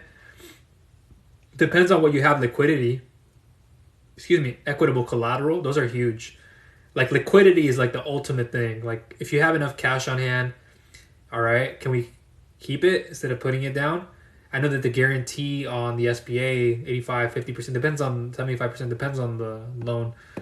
But there are a lot of other factors that we look at. Enough cash flow in the business to sufficiently service the debt. Seller financing, if you're doing a business acquisition loan. There's some debt relief programs. There's some other ways of going about it. You do see the down payment, though, becoming a factor. So I would always recommend, in the 4-part criteria, and I said this and I released it on YouTube already, is having equitable collateral, having enough invested liquidity. What kind of cash do you have on hand? What do you have sitting in your bank, or what else? Maybe you have an investment portfolio. You have something else that you can take that out of. Of course, you have to have a down payment at a lot of cases, and then experience, especially when it comes to purchasing an existing business. I always say if you can't get a down payment, what are you doing now in your business? Do you have an existing business? And if you could apply to get funding, like even a personal loan would work.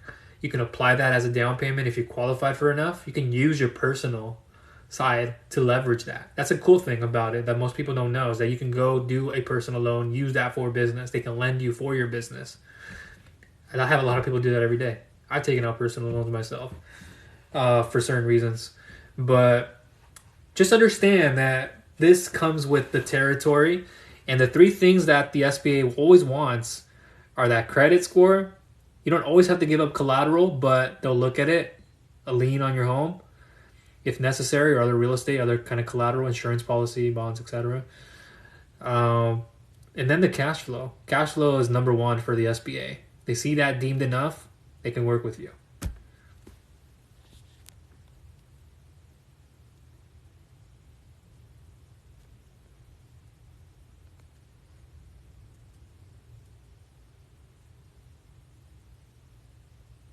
One of the route managers called me back and said routes can't be loaned on through the SBA.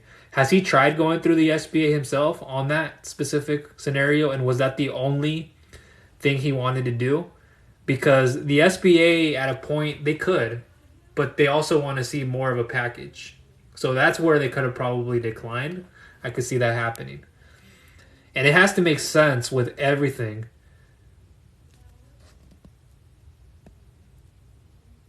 And so it has to make sense to the degree where it's like this growth and expansion project at that point.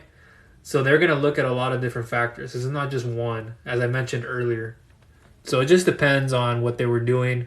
I can't say here nor there on that part. You have a house, but the loan is subject to... Got it. Hear you, Brandon. Yeah, you don't have to necessarily put your... They're not always going to ask to put your home on the line. I know a lot of express loans underneath like $350,000. They'll do that. I mean, do you have any other kind of real estate? I mean, those are things we can ask and we can see on the balance sheets and all this. The PFS statement, etc. What other parts? These are things that I see. It just depends on what you're trying to do. Sorry, I got my email right here. And until I have a file, I can say even more.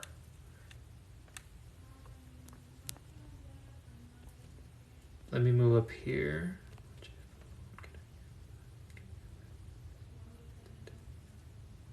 Got you.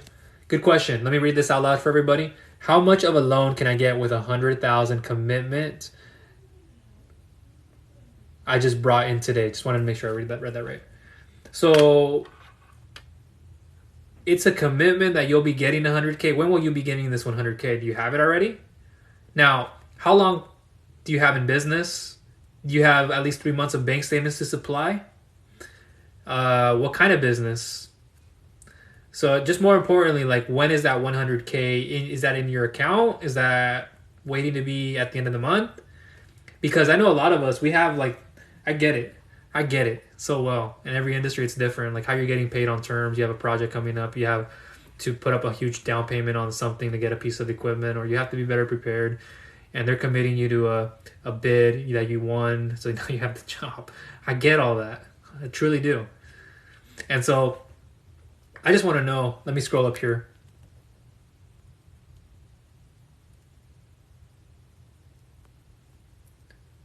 Okay.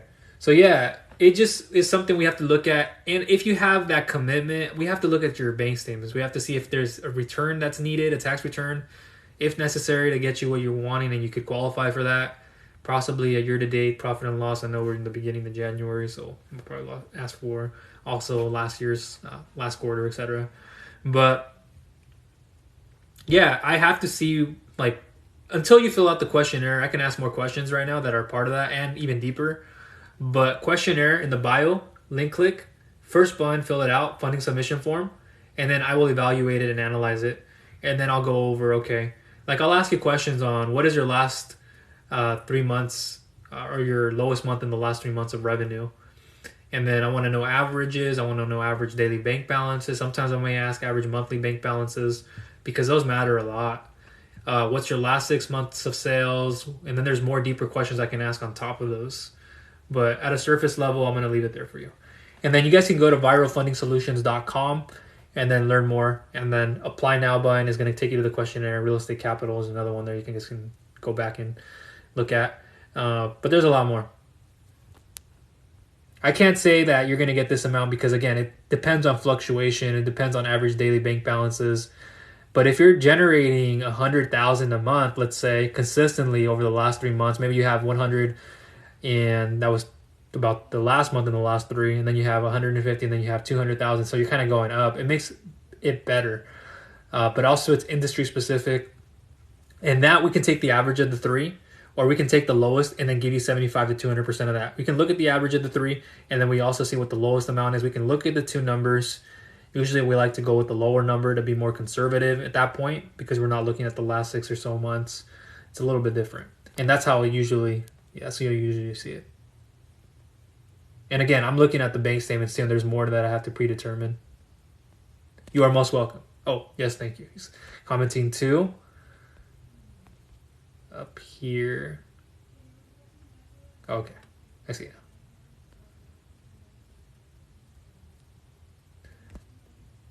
Is there an you mean SBA loan? Available for... Okay, gotcha. I can't get into all the details because we're kind of at the end of the video. I can go on again, like I said, for each and every one of these segments forever. CDFIs, anything. But because of the time too, yes, there are small business loans, SBA, for small businesses available. Now, is there one you had your eye on that isn't available anymore? Maybe you're thinking EIDL because that's no open applications right now. So SBA 7A 504. 504s can be used for land. It's also used for other forms of real estate, like underneath an SBA 7A CRE loan. You can use it for commercial real estate property, CDCs, but it's better to go through the SBA 7A at that point. Now, the 504 is also a great addition for heavy piece of equipment. And I would say heavy equipment as in like 500,000 and above, more closer to $1 million in this market that we want to lend on. But again, it depends if you're building like a commercial property mortgage, a commercial building, a gas station, for example, like I have a lot right now doing, and they want to get the land, which I help them, or they have it, and then we do a ground up construction project, and then we turn that into a gas station, into a commercial building, and then we can get them funding for their equipment through the SBA 7A is a great addition. Now, there are some questions that come about when it, like those are the 4 questions I got to ask you on the SBA. And then if it makes sense, it makes sense. Because with down payment and everything, the numbers just have to be there. And if they're not, it's hard.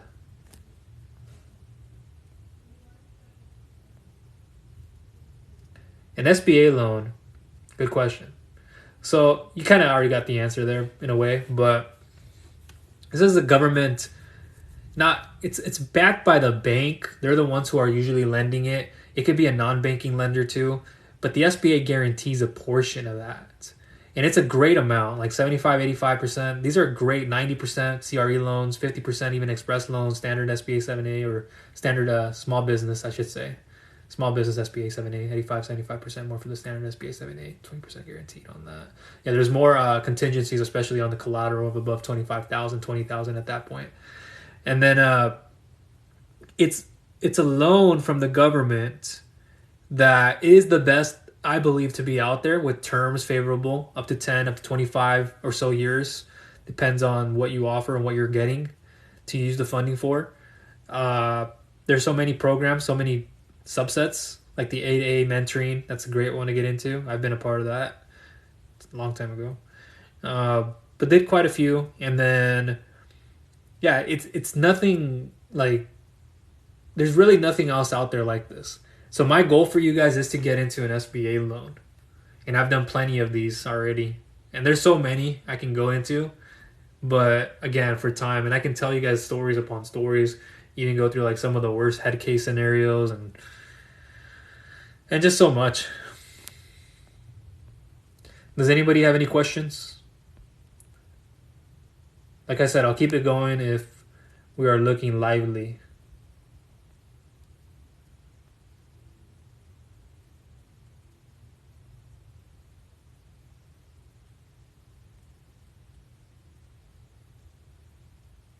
Exactly.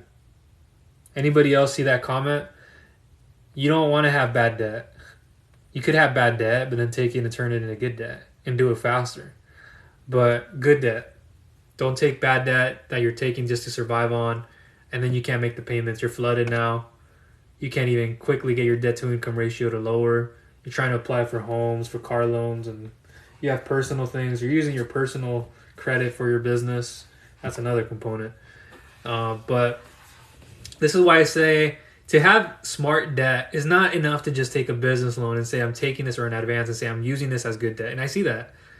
You got to double down on it by doing business credit, vendor credit, credit lines, business credit cards, doing it correctly. That's going to limit your chances of then coming back and saying, like, I don't know what to do with this debt. It's going to keep circulating in your mind. So I would stay away from that. And you do it by doubling down on more services. And believe me, guys, there's a lot more I can get into with like business credit. Oh man, my own stories. But bio, link click. Oh, there's so much there though. Bio, link click. At the bottom, it says building business credit free video series. Go through there. I'll show you videos that I created and the system that I'm using till this day. I'm on higher tiers now. You guys will all start on like tier 1 vendor credit. And then you can also get into, if you have strong enough personal credit, into the credit line hybrid that I recommend and I've done myself. You can do them at the same time. It's amazing. And then you get access to 20, 50, 70, 100,000, 100,000 and above in credit you can use.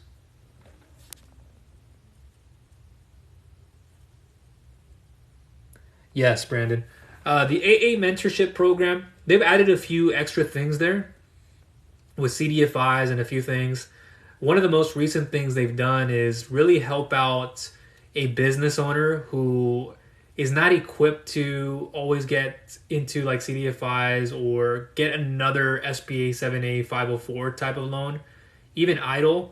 And so they'll just guide you to making a better business plan. Just all the little things I think you may already know about. They haven't really changed at that point. But they're going to help break it down so you could be better prepared to get a loan anywhere, not just through the SBA.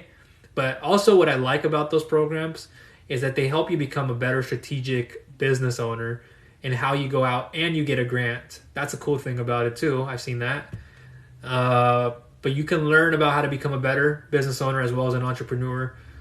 There's a lot that they have there. And you can work with somebody one-on-one in a group setting. There are different components to it. There's a lot more that's involved. But yeah, they can get you in and out. They can show you how things work more effectively. More or less what I'm already helping prepare you for, but they have that component too of the SBA. So That's another addition. Now, without going into it specifically, because your file would be different from someone else's and what they would focus on, that's something then you would have to go into, and then we could probably discuss that later. It's just they have that 8A mentoring program where they really do take the time to help out. Now, when we talk about like bottom line, we talk about financial planning, financial literacy. Those are other things that I can help you with. They can help to a point, but there are other services where I recommend going for those ones, and then I'm doing it a lot right now with people. I've done it already with myself, but always learning. Be financially literate. As a business owner, that's number one. You don't want to just like try to apply for funding, but you don't understand your own numbers. I can't tell you guys how many times I have business owners who do that. And if you do that, don't feel down. I'm not laughing at it. I'm just like, it gets exhausting sometimes because you guys can only imagine how many times I have somebody in here who doesn't even understand their profits, who can't tell the difference between gross revenue, net profits, net profitability, some of those key terms, their return on their investment on this, which isn't, again, something I'm judging on. It's just we are all in a different place. Sometimes we got to work ourselves to the bone, and we don't keep track of that stuff.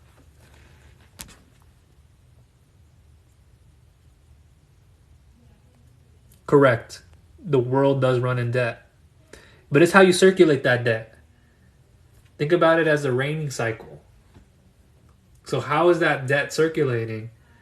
It's also like when you go and make a payment and you have cash on hand, cash register, boom, they have to give money back to someone else that gets that cash you gave them. So that money's all circulating at once.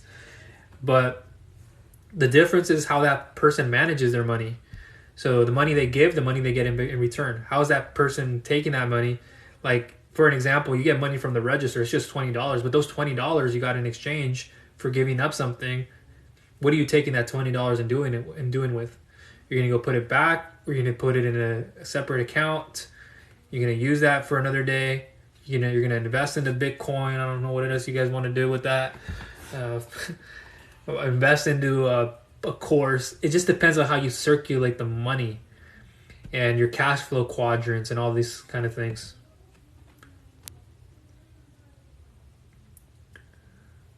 You are welcome, Brandon. Yeah, I try to give you as much as I can, and again, it's more specific per person, so especially CDFIs. How to get funded for your business. Bio, link click. First button. I don't know why I'm putting two, but first button, click the button, and then fill out one of the two options, or click one of the two options, and then fill out the questionnaire. Shouldn't take you long, and then I'll evaluate and analyze it. And I'll give you a proper response back via email. I got quite a few to do, guys. So once I'm done here, I'm going to go probably sit on the couch for a bit, relax my mind. Yeah. And then come back maybe tonight and catch up a little bit. I got to give some people some responses that I got back from my lenders. Like, I'm seeing all my like underwriters and lenders responding back to me right now. It is flooded. But that's fine. When you work with someone like myself, I remember you, by the way. I don't just like, oh, who's that? Like, even better if I remember you from something personally, like asking me questions on like this, like, do you think anybody can be an entrepreneur? I'm learning so much from you, and asking those questions are very revealing. So appreciate you for doing that. Rose, how to get startup cash. Exactly, yes, you do have to manage it. Circulating your money. And it's a concept that takes some time for somebody to learn. It's not something that I did in like a week. I learned it over, I would say after like it took me about a year. It took me about, I would say like 10 and a half months to really like get down on this. So it isn't something that if you put it off, like I did a little bit, if you put it off, you're going to notice this later down the road. So why put off something for tomorrow or later in the year that you could do today? Get it done. Like, a lot of you guys right now should be getting into the business credit building free video series that I have released. That's the best thing you guys can do for yourself outside of getting a business loan or an advance. And you can continue to circulate the credit. You can get 0% interest for 6 to 18 months. I would be doing that. And then you get the limit maybe of just 10,000, but that 10,000 is going to save you. And then how to get startup cash for your startup business. I already said it a little bit earlier, Rose, but just to briefly put it, there are personal/startup loans with similar requirements. If you can verify an annual revenue of about 50,000 with personal tax returns and or pay stubs, and you have at least 5 trade lines, no time in business, great credit, good credit, 680 and above, minimal inquiries, less than 35% utilization. You should be, I know as business owners, we stack up our credit. I understand that. I've been there. I don't do it anymore because I understand my total limit of cards, especially if I use it on the personal side. You want to really leverage up to 6 to 10% of your personal credit usage. That's a big tip for you guys. You can even drop the payment down to $1 and you can see your boost and score, then dropping it all the way down to 0. I guess you guys didn't know that one. But making sure the due dates, the closing dates, statement dates, pay ahead of time, get it done, have it reflect, and making sure that you have everything there. But personal/startup loan, you have the credit line hybrid. If your credit isn't good and you need me to help you, literally I speak to my, he's the pro, he's the best in the space. I don't say that lightly about anybody. And I vet my people through. I've tried and and I built such a good personal and business relationship with. He called me today. I didn't hesitate to pick up his call after the first ring. And then we just spoke a little bit. He's making a video for me. I greatly, and I'm humbled that he's doing this.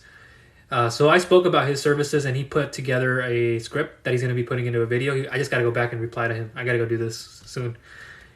And I'm just so thankful because he knows who I am as a broker. He knows that, and I know how he is.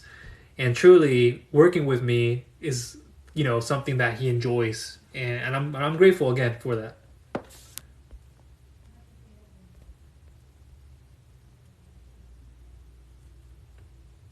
Hi, Tori. How are you doing? I like the name. Sorry, I saw a text message. Your trucking business, I understand.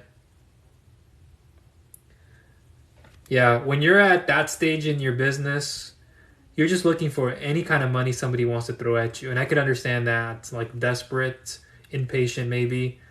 I need to get moving on this. I need to pay off cards. I can't even make the payments on those cards. I'm late payments. Probably a lot of stuff right now, probably on credit. What would your funds be used for? That's my question. It might be for COVID relief. That's kind of what a signal that I'm getting. The majority of it. Now, what that entails, that's different. There could be a lot of things underneath COVID relief. But, in the business of saving businesses, I'm not saying that I don't do that. But know that every lender, broker, does not want to be in the business of lending to somebody that have to save their business. They want to be in the business of helping them grow and expand, bottom line. And I mean also bottom line of the business. But every opportunity that I get, doesn't matter if you are just trying to survive, you're looking for that COVID idle money, I'm going to help. I do it every day. And I treat every person equal. And so you can go ahead and say more. You can keep it private. You can put it in the additional notes section just between you and I to see. And so in the bio, you link click the first button. I don't know why I did 2 again. First button. And then select one of the 2 options and then fill that one out. And then it'll land in my email. But I hope that I can help you. Did trucks go down? There's so much in the trucking business. There's so much. Like, I had specialized in this industry for so long and I understand it so well. Like my back of my hand. And usually the predominant factor in it is trucks. Just going out, not getting enough people on routes, the fuel costs, product service costs. There's a lot more economically factored in. A lot more. I haven't even touched on the brief. I've just touched on the brief parts of it. It's a lot more. Yeah, I kind of said this already, how a new business gets funded, so I won't repeat that. But just know you can go in the bio, link click, and then get started with the first part. You are most welcome, Rose. No credit history. That'd be hard. You wouldn't want to go down the credit route. We can do revenue based, but if it's a new business, it's going to be hard. And then no credit history. Yeah, you're left with alternatives, which are building your business credit. Do you have your LLC, C Corp, S Corp? Get into business credit. Like, don't think about it. That's ultimately, if you have a new business, you're in transportation, there's no excuse. You should be getting into business vendor credit and then getting access to business credit lines and then getting access to those business credit cards that are not always business credit lines. But if you can do all that, that's what I would be jumping on top of. If I started a trucking business, if I have a friend or a family member and they have no credit history, I mean, you can use somebody as a guarantor. That's another thing you can do that can help you get a personal/startup loan. You can do that. But do they want to? That's another question. You have to make sure they have strong enough credit themselves. But I would start building my business credit. Honestly, that's what I would be doing. What do you need? You probably need a truck, license, you're gonna need insurances. I understand all that. I know the costs that entail. And you spend a lot of time and energy on all this to only find out that you're not doing anything with it. I'm not saying you wouldn't, just in general.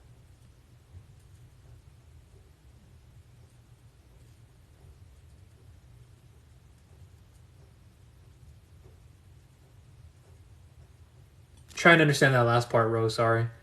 YR as in you are? Oh, I'm breaking, like the signal. Okay. I think that's what you meant.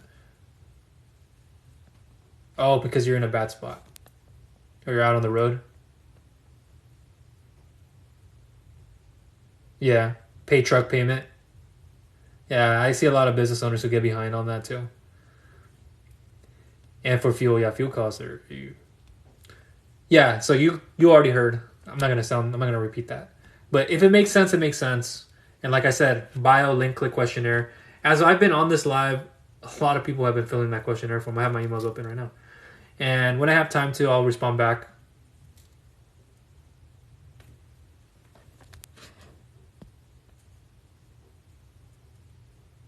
You need it for inventory and equipment and the remodeling of your business. Nice. Okay. Yeah, multi-use. Yeah, I just got to see. I would ask you a further question on how much you would need for each. Have you budgeted and seeing how much you would need for each of them? I could even go deeper in what kind of inventory, what kind of equipment, and how much remodeling. But again, like I said, I'm not going to start getting into all that right now. Appreciate you too. Thank you very much. Oh, you didn't have to. I try to be my best. I wouldn't say myself, at least I'm the greatest. I don't ever want to say that. I mean, people would think so, but I mean, that's very nice of you. Again, I'll take that compliment. Again, I'm not one to be cocky, guys. I'm not one to I know my place. I'm not going to go here if I'm not that person. I don't do that.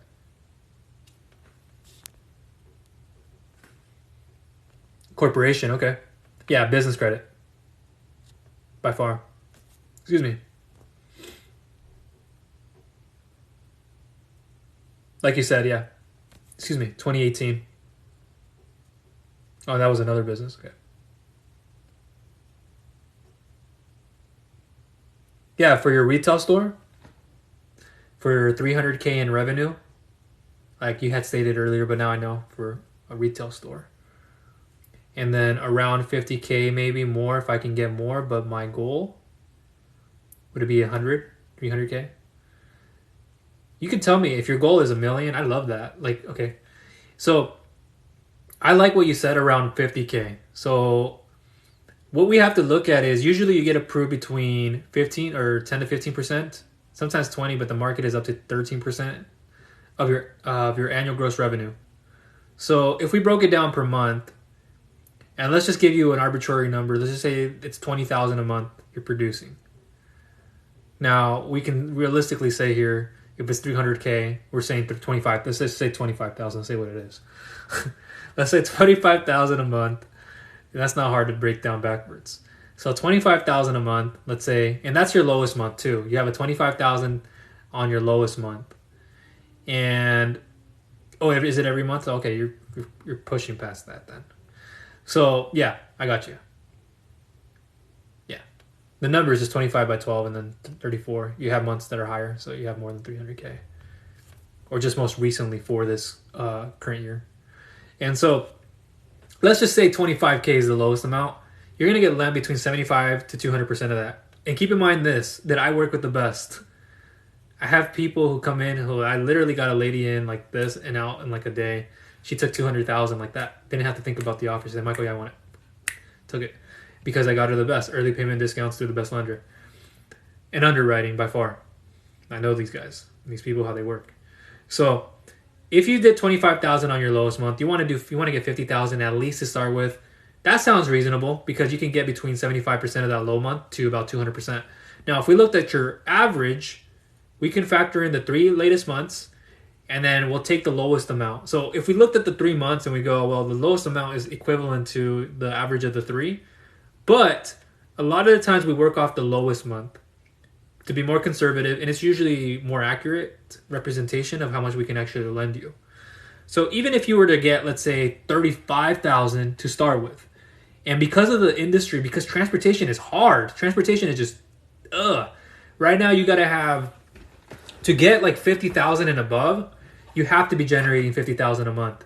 So I think the 50K would be a little bit out the window. I would be saying more realistically between 25 perhaps to 40. But I would say probably at most 35K to initially start with. Now I have to look at everything else. I have to look at the fluctuations of revenue, the depositing schedule, the starting ending bank balances, daily average daily bank balances, and that factors in. That's why some people get like 15,000, 7,000 to begin with. But my question to you is, even if you were to get 40,000, could you do well with that? Could you do well with 35K? Could you do well with 30K? A lot of business owners would say yes. Others would go, I needed a lump sum of 300,000. That's why in a situation like today, helping out an IT business owner, they couldn't take just 80 or 70,000. They said, okay, I have accounts receivables. Let me give this up. So we're working with them on that one. Now, you say, okay, I want 30,000. Trucking is very high risk right now too. So a lot of the rates are in like the 40 to 50%. That's just the industry. Even if you have strong everything, it'd probably get up to 30%, 40%. That's just how it works. High risk, high reward is what you have to look at. So if I took 30,000, then I have to pay back 38, 39,000, whatever my term is, because of your underwriting. Well, if I was only given 9 months, I see the daily, I see the weekly. Now, we can try weekly, but it's hard if you're not doing 50,000 a month. A lot of the times, that's why you fall into a daily repayment, not even a monthly. So I take 35,000, even if it's daily. I look at it and go, I got to pay back 45,000. If I paid it off early, this is what it would look like. So I'm always thinking as a business owner, if I take 35K, I want to make 50. I need to make at least 50,000. Now, when that 50,000 amount is, that's up to you. So you can also use that as a down payment for equipment. That's another key. You can take a lump sum and or line of credit. Lines of credit are hard to approve for trucks. Trucking business is very hard right now. And then use that as a lump sum to purchase equipment through a traditional equipment lender. Ideal situation. It just depends on what you're trying to do.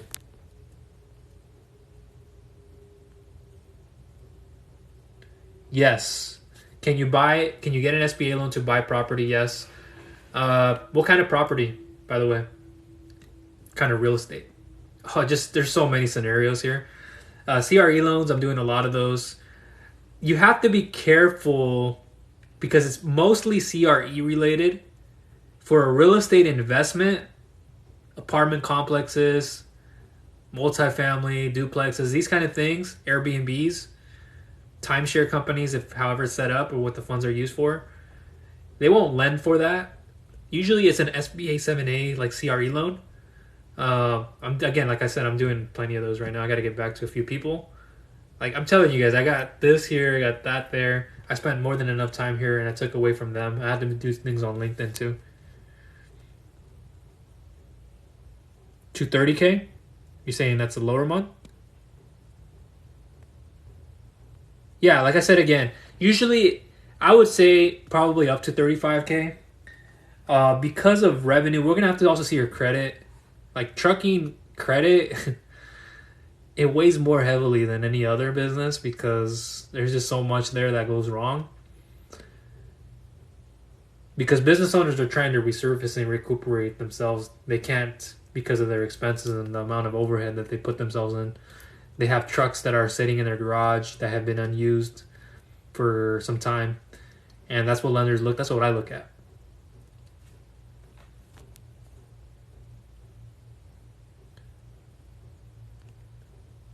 Got it. Thank you for saying that. Yeah, like I said, bio link click, first button, fill that one out, and I'll help you out. And again, you're working with one of the best too, so I know my stuff very well. I always know what's happening in the market. Trucking business specifically too. All others as well. I work with a lot of them. Hey 702, how are you doing? I've been quite busy, so I'll go through the emails when I have a chance. I did a few things on Saturday to catch up with some people that were in front of line. But like I said, I can't do everything in one day, guys. Like, you guys got to understand. That's why I have that. That's why I have video on this. Like, if you put yourself in my shoes, what I'm doing is I'm filling out these questionnaires diligently. I'm taking time and I'm pre-screening every file that comes through, pre-underwriting it before it goes through underwriting. And I'm sharing with you what your best funding option is, why you shouldn't go there, why it's better to do it this way. Not because it's my best interest, because I truly am telling you that if you didn't do this, there are repercussions to doing it the way you think is best. And maybe your way A, okay. But the majority of the time when business owners come to me, and like I said, I still have people to go back to. Everybody thinks a quick turnaround is like usually like same day or in a day or two. Like if I were here, I wouldn't have been doing this. I would have been doing stuff on LinkedIn. I still would have been able to get back to some emails. Not like I have 20, 30 different people here working with me.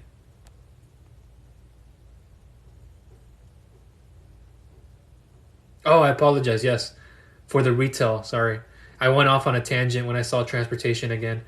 But yeah, for the retail business, it is better because if you have credits, I won't go too far now, but with credits and deposits, I helped out a business owner just recently, but they're in restaurants. And with their credit, man, they have high credit.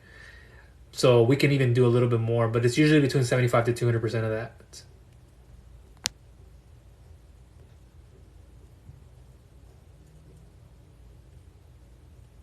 Hopefully that clears it up, and I apologize. I know I went off a little tangent with going on transportation. But yeah, for grocery and deli and what you're doing, we'll look at the bank statements. I'll look at them, and I'll know better.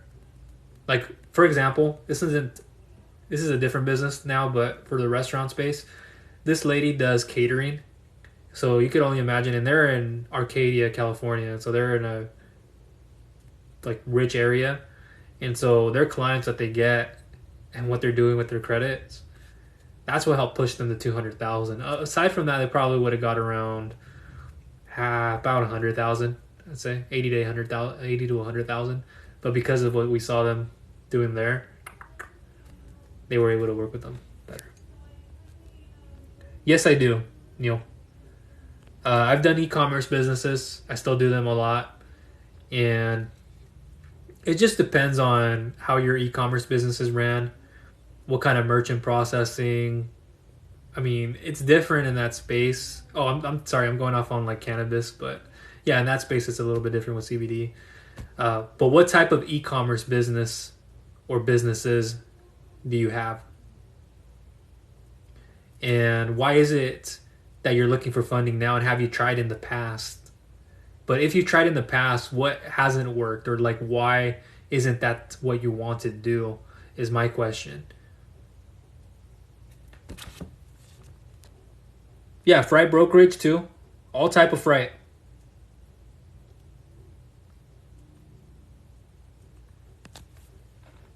So I can do any form, guys, transportation, and I can work nationwide.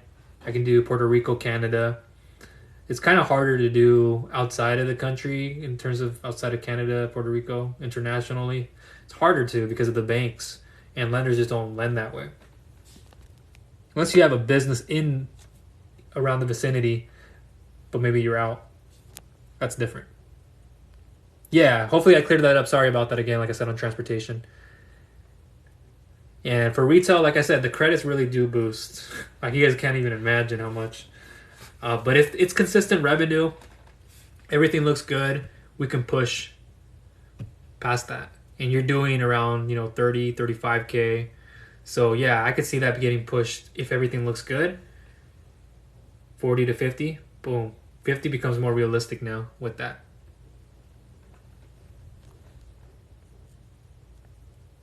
Are you? Nice. I like New York City. 2020, February, I believe it was, with family, cousins. I can't recall the name of the hotel exactly, but I could remember the drive to the hotel and the drive back to the airport. Man, our guy was just in a shuttle, just driving everywhere. And I remember my first experience there, different from like Los Angeles and stuff, but seeing it bumper to bumper, like literally the bumper was on top of like the other car. And it's not like there was a dent, but it was like smushed. And then where we stayed was great. I walked around quite a bit. Bagels, pizza. I remember the night before we had to go to the airport, we had a big box of Joe's. Nobody else wanted the slices. And keep in mind, there were about like 6 of us. So I stepped in and had about 6, 7 slices. My fat butt ended up eating about 6 or 7 slices that night in the hotel room. And it was in somebody else's room, so they could have it if they wanted it. And they're like, no, you can. And I didn't hesitate. So I sat down with them and started eating. And that's a time that was fun. And just walking around, going to a rooftop party by accident. I ended up in a rooftop party with my cousin. We had a lady who was checking our IDs. My cousin ended up walking in here, by the way. So I'm just following his lead at that point. And then they're checking our IDs. I have a big guy, I guess you can call him Jerome, right? But the stigma, I'm not saying nothing down or anything like that. But yeah, this guy then, he checks our cards. And then another guy who's in the elevator gets in with us. And then we go up to the very top of the building. The doors open wide. All I hear is the music playing, people talking. It's dark. You can go left or right. There's nobody in front of us just yet. But I take a right with my cousin. And man, there's a lot of people. There were people there from the United Nations and people from like high caliber. I wouldn't say I wasn't. You are, but just being in that room was like another experience that I would never forget. And then you can see the windows, you can see the bar service talking to a few people, and then the bartender building up a good little communication with that person. And then it was just fun. But how we ended up there, we had no business being there. But I don't know, we didn't do really anything. We just got in there. Now let me come back up here. Are you in? Yeah. I bet it is. Any part of New York. What bureau? I don't know, I'm getting too specific now. Excuse me. For personalized goods, Etsy, Shopify, Amazon. Nice. Yeah, I've worked with all those. And so it's good that you have a combination of them, different entities. I could definitely help you with this. I know a lot of people in the e-commerce space, they turn to trying to do like a PayPal working capital loan builder. Shopify even has this. I wouldn't recommend it. Fees, they add up quickly over time. But more importantly, you don't get as much, or if you don't have enough of a relationship with that platform, one. But then you don't have a like private lender, and you don't have somebody like me really that's in your corner battling for you. It's like Rocky Balboa, and I'm just in there, with the flag, or I'm there with the just cleaning the sweat off your forehead. I'm there just giving you some water, just the right treatment that you need. Literally, you have me in your corner. You can come back to. You can even get my text and you just send me a mobile number. That's how open I am. Yeah, I'd like to learn more about what you're doing there with your e-commerce businesses, with Etsy, Shopify. What specifically? I know you said personalized goods, but I could detail a lot. Yeah, very common, for inventory. I didn't even have to. I knew it was going to be a part of inventory. And consolidate debt from credit cards. Yeah, I had a recent individual in the e-commerce space who actually asked for the same things. Now, they have different consolidation amounts. They have inventory needs that needed to get met, and so I was able to help them out with like $75,000 for their situation. Now, you may be different and you may have more revenue. You may be listed different options. And usually in California and Utah, you're supposed to get more than one offer. Just so you guys know this. Quick tip because of the laws right now. Right? Yeah, it's also, because I know the LA area too. I grew up in Orange County, and so I can understand it being like very high traffic, very congested. Couldn't move anywhere. I almost got ran over by a car in the downtown area.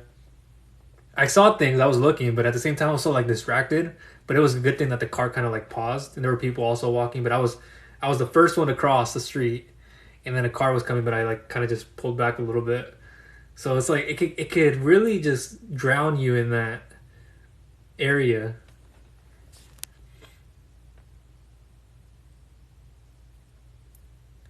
I would appreciate you, yeah, if you were able to welcome me in over there. If I'm over there visiting sometime, maybe I want to go back again, and if I'm in the area, that would be cool to do. I got quite a few friends now that I've made with helping them not only get business funding, but just in any other capacity. I really built up good relationships, so I would do things like that. Although I am an introvert, by the way, so I'd rather keep to myself, to be honest. I'll initiate it, but a lot of the times I won't. Like, you know what I mean? That's just the nature of how I can be sometimes. So let's see over here. Got it. 25 to 50K per month, depending on the season. Yeah, it could be seasonality. I know how e-commerce businesses work. I actually did that. I have an affiliate marketing business in the health space. And I still do this with nutritional supplements, some personal care stuff involved. But yeah, I turned it into a hybrid. So I did an affiliate marketing blog, and I still have that out there, where I then turned it into a hybrid blog with an e-commerce site. And then I went back. I wanted to do things that way instead. I saw different numbers and things going up, so I continue to focus on that. But yeah, I have that, and I understand anything digitally related. But with 25 to 50K, I'm not sure if you were hearing this earlier, Neil, but depending on the season, yeah, we'll have to look. There might be some dips and heights. Is it recently that it's been more consistent, would you say? What time of the season is it where you see the smallest dip or the highest? That would probably be a helpful time to apply, unless you needed the funding sooner. And you can work with, hey, well, I had a lower time of the season. We're in it right now. Or you go, well, 25,000 now. I would have 50,000 in summer. So let's work with what we can do now. And if it's your lowest month, and I won't get into all the details again, like I said earlier, but we can lend up to 75 to 200% of that average, usually the lowest month in the last 3 months. It's collateralized. It doesn't look like it'll be collateralized. You want to replenish your inventory. You want to have new inventory. Take that 30K or 50K or however much you get approved for, and then you can come back. And this is the whole purpose of the video, guys. I spoke about Breezy Connect. I've gone so long in this video. I was going to only make it a 20-minute video. That's what it turned out to be. Appreciate you guys. But Breezy Connect Cash. So Neil and everybody else in here, who like Rose and anybody else in here we've been speaking to. Sorry if I missed and didn't do it intentionally. But yeah, there's a Breezy Connect Cash. So with me and the lenders that I know, nobody else does this. This is why it's so unique. And you can get 2% referred to you, and you can earn 2% on referring to someone else. So if you got funding through me, then you can go to somebody else, share that referral code that we'll give you. And if somebody else you decide, like somebody else who has an e-commerce business, you have a friend. I know how we're connected. I know how you guys are connected in the e-commerce space. I know how that works. And I have a relative who has a huge CBD company, and they're spread around Tustin or in California, Torrance, and other areas. They're out of Texas and other parts. So what you could do is then share that, and then you can get 2% of what they get on their funding. And then you can use that to pay down the balance, if not all of it already, like that, and much cheaper. And then you have early payment discounts. Nobody else honestly has this with what I have in my partnerships, and it's very exclusive. It's not like always publicly, and we limit that because we want that to be something. And there's more to it. The best lender, the best underwriters, and e-commerce right now, it's a booming industry. So For those of you who are looking to start a business, you might want to speak with Neil. I don't want to flood Neil's inbox. I remember this though. I used to ask people in the e-commerce space, what can I do? And I remember those times. There's a lot of courses out there. I know Neil can guide you guys in a better direction because that's his focus. So Neil, what I recommend, a lot of people want a phone call. That meeting may be a direct messenger. Usually it's Facebook Messenger. I've been trying to get better about WhatsApp because some people don't have it or somewhere else. But what you want to do, like everybody else in this room and has already done, there's people before you who do this every day. And bio, link click, first button, and then select from one of the two options, and then fill out the questionnaire. It'll land in my email. I will then evaluate it, analyze it, and you're going to get the best from an actual broker, like from a real, like I'm not the marketer guy. You guys see that person in the company who's like the head of marketing, the CMO or whatever, and they're the person just doing that, and they may not be intertwined into everything else. I'm like intertwined into everything else. I've taken too much time to be on this video where I should have been commenting back to lenders and then sending them emails and underwriters. But yes, what you want to do, Neil, and everybody else in here who has multiple businesses, is for each of those entities, whether it's an Etsy shop, Shopify, Amazon, whatever it is, you're doing Amazon FBA, you're doing a digital marketing agency. I've done this stuff for myself, by the way. You want to enter it for each entity. Now, you may have sub-segments of the same entity where there are different buildings, specifically traditional brick and mortar. But with different entities, you apply separately to each and every one of them. And then that's how you want to lead in with it. Very safe and secure, guys. There are different ways that I handle things. So my processes are unlike anybody else. Literally. And so it's stress-free, hassle-free. You're talking to a friend. And bio, link click, which I don't take lightly, by the way. Bio, link click, first button, fill it out, evaluate, analyze. Neil and everybody else, I'll send you an email back with your best funding option and options. You don't need anything else. This is going to show you every option you can and can't qualify. I'll show you SBA loans, how to approach getting an SBA loan. Are you ready for an SBA loan or not? You'll see everything. I'll ask you questions. You can respond back to that email if you wish. Not everybody has to. But literally, I'll say, here's the intro. Here are all the different services and lenders, organizations, why I put this here, why it's best for you to do this, separated by green titles. It'll show you the qualifications, requirements, ballpark numbers. I'm really good at doing that. And then it'll give you the application. Or before that, it'll give you documents, how I want them. Sometimes I ask for them via email. A lot of the times I do. Other times you can upload it into our safe and secure online portal and we will get it on our back end. But then I will go to work. You guys don't see this, but I'm going to work. I'm actually going to work on my back end and taking the time through these files. So you guys can understand that I'm like looking at all the files. I'm being hands-on on this. Yeah, people want calls from me. Yeah, I do set appointments, but it's not always a phone call, which is okay. Neil, you're going to see it. You're going to be like, what do you mean? And when you see that email, you're going to be like, he answered all my questions. He answered my objections to why I'm getting weekly, why I'm not getting daily, or why I'm getting daily, or why I can't get monthly. It's all going to be explained in there. And you're going to want to see the qualifications, defaults. Have you defaulted? Is there a past default, judgment in place? And I don't want to get into all that right now, but if you do, just know that most lenders, you're not going to get approved. They're going to give you a reconsideration where they're going to give you a limited amount, even if you defaulted years ago. But if there's a past default judgment in place or a current default judgment in place, I think I uploaded the video online.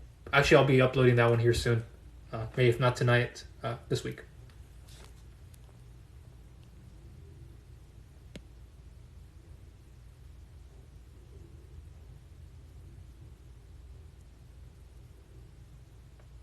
I like that. That you can print them custom. That's your unique selling proposition. And I know you know about USPs. And there's more to a USP. There's multiple. But the fact that you can print custom, that goes a long ways with your clientele. And I'm sure a lot of them like that. And then everything else that you're selling, I need a new pillow cover or multiple ones. I may have to come to you. So that's cool. That's also what I like is that I take that extra step. Like today I had to get on a call with someone. I usually don't give calls. A lot of the time I don't have to. Again, my processes are not like everybody else's and it's more effective. And I'm not a natural, I'm not a salesperson, by the way. I'm not that. I've learned marketing. I've learned sales. I'm an academic student, but I have an expertise in this field like no other. I'm up to date in it. and I know every little part, like decision logic, bank verification, hello sign. I don't know. I know everything. When it'll be a manual login, and when it can't be it has to be over the phone. It could be a link that's sent to you, but you've over leveraged yourself, so you can't do that. Online checkouts for this lender, blah blah blah blah blah. But yeah, I may need some pillow covers.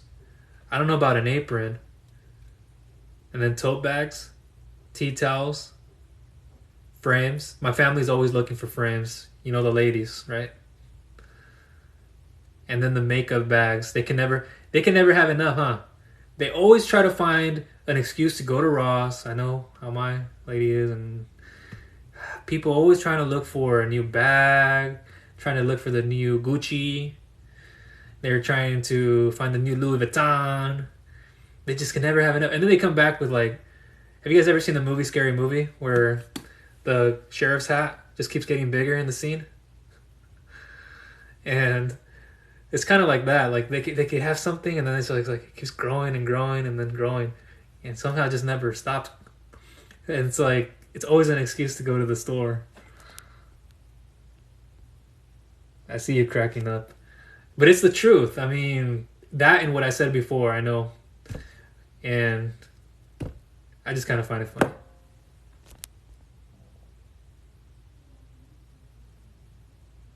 It does. And I can see why you say that with New York. And we have some New Yorkers in here, so they can be a testament to that. But I saw it with my own eyes. I see all that. It's like going to Vegas. It's like a lot of lights, a lot of advertising, a lot of boards up there, especially downtown area. But it's awesome. You don't experience things like that too often. So when you do, live in the moment. What I tell people is don't talk. Don't say a word. Just let it sink in. Sit there for a good couple of minutes. Not literally, but like just take a panoramic view, or just look at one thing and just soak it in. Appreciate like where you are, because you don't know if you're going to be there again the next minute, the next day. I know how bad that sounds, but you don't have another day to live, guys. You guys do not have. Why put off what you can do today? Like go in there and fill out the questionnaire. And then I'll take care of it for you. And then when it comes back to you, hey, Michael sent me the questionnaire form. Let's look through the options. Okay, you said that. Okay, I got everything I needed. Here's the docs. Here's the application. I'm going to fill out that application. Boom, boom, boom, boom. I'll follow up with you once it's in the system. I'll come back to you when I have more details on underwriting. And underwriters, by the way, not are created equal. The ones who come to me too, by the way, they are so open with me because they know me that they wouldn't share sensitive information with me like they usually would with somebody else. They wouldn't share it with them, but with me they would. There's just a big advantage when they come to me, because they know what I'm supposed to and what I'm not supposed to share. I'm very trustworthy.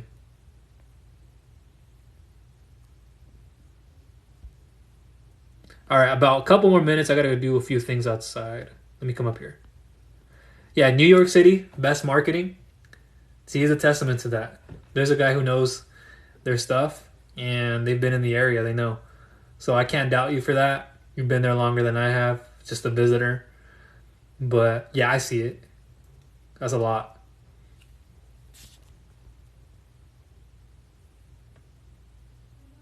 Oh, most definitely. I know that question was asked for them, but I do. I realize that. It's just you don't have to know marketing or advertising to get that.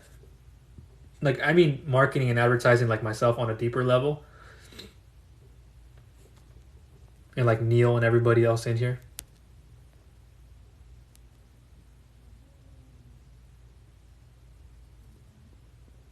You just got out of the business and it's been 3 months, or 3 months ago?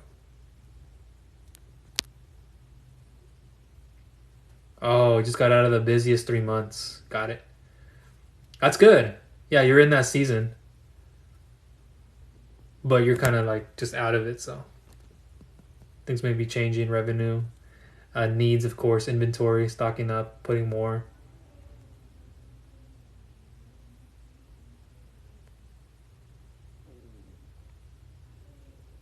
We're not going to get into that right now on the free housing. I don't want to make it a topic on purchasing homes, mortgages right now. Let's keep it related, though, to business funding. Yeah, home could be on the line, and when you're talking traditional bank loans. That a lot. I have experience getting a home too, but we're gonna keep buying a home right now and mortgages out of the view. Keep it on topic. It's not no knockdown, by the way. Appreciate you. Thank you. Yeah, I got them all right here, by the way. And here's one I see. I actually clicked into right now. There it is. That's a unique name. I like that. I won't say it out loud for everybody in here, just so you know. But I like that. And I will not like to make assumptions, but are you of Indian background? I got great Indian friends, just so you know. One of my best friends is. I work with different cultures. I don't look at one per se. I don't do that. So I'm Hispanic, but I work with everybody. Everybody's equal to me. I'm not above anybody. You guys are not above me. And I don't like to pull the, I don't like to pull the whole, well, my African American. When I start hearing that, I just tune away from people because, yeah, they may have a point to what they're saying and it's credible, but I just don't want to get into that whole, like, why do you got to bring that card up, right? Like, I don't care. I don't bring up that I'm like Hispanic and I use that to get a business. I'm not doing that. Like, our Hispanic ancestors, I'm not gonna get into that. Like, come on, separate that. Yes, Hamada, and you said it out loud for everybody. I didn't want to say it. I'm looking at your form right now as we speak. That's why I didn't want to say it out loud. But yeah, I see your form here, and I see what you put.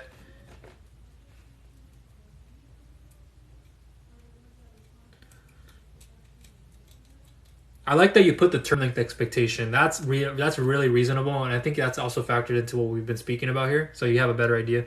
Now, credit. I have to ask, and I'm not a creditor. You might not know it. I have to know, like, because I'm pre-underwriting a file. If I don't know a credit, like, you could have a 500 and you're not gonna get 12 months. You're not gonna get 7 months. You're gonna get 4 to 6 months. So I don't know. Like, I can't help a little bit more to facilitate it if I don't know. You can give me a range if you might think you know. But like I said, all these little details, guys, if they're not supplied, it's like I'm telling you, you can't get a 12 to 24 month, but you can if you had an 800 credit or 700 credit, but you didn't enlist that. So I'm saying here are some different scenarios. So I can't be as accurate, and I haven't even looked at the bank statements yet to even determine more on revenue. But from what I see, I know more or less what you could be getting. I already know. Appreciate you. Thank you. And welcome back. Feel free to do so. And like I said again, there are steps to how I do that. Hey, welcome back. How are you doing? There's a face I'd like to see. I enjoy it when we get people who come back. You don't have to comment. You can just watch. And I'm still very appreciative of that. I gotta get going here soon, guys. Got more. I hear you, Yassir. You have an LLC set up 12 months ago, frozen with no action. Yes, so again, on frozen credit and everybody else in here, first of all, can you do anything to unfreeze your account? Can you call in? That's what you'd want to do. You want to call and have them unfreeze your account. They'll see why it's frozen. And I'm sure you may know or may not know why it's frozen. Maybe there's some fraud. Maybe it's a marriage reason, child support. There's a lot of reasons why. And sometimes they can't lift that like that fast. So if it's frozen, it's hard to go into an application. We're going to have to ask you to unfreeze your account. And in other circumstances, there have been people who do go through with even it being frozen because they weren't exactly like frozen. There was an assumption that it was, but it was actually unlocked. But yeah, it actually helps you get approved actually for more. If you have stronger credit, that could be the difference between you getting a daily or weekly. I had a trucking business owner who unfroze their account. They went from daily to a weekly. That's what they wanted. Done. And you're working on improving PC? Got it. I'm getting hungry too. I haven't had anything to eat. I had a Egg in the morning. Yes, deal with UCC ones. Yeah. Different filings, different services, different lenders. There's one lender who may not want to, but another one would. Just depends on what you owe and the contingencies of it, of course, how long. So again, it just depends. That's why with me, when you come through me, it's like, yeah, no, the higher of that tier wouldn't want that, but then there's another one in the same tier who's willing to work. Just depends on what you're doing and what type of service. Dwayne, yes and no. I already spoke about it earlier, so I'm not going to get into it, but if you want to learn about getting your new business funded, in the bio, link click, you can fill out the questionnaire form, and there are other options down the list, but the first one would be the best one, and it's hard with pre-revenue unless you have stronger credit and you're working on business credit or you have collateral, friends and family, etc. Crowdfunding, Kickstarter. How many of you here have been on Kickstarter? I'll raise my hand. But that's another place to go into. No, you want to provide docs. Get a house in your business name.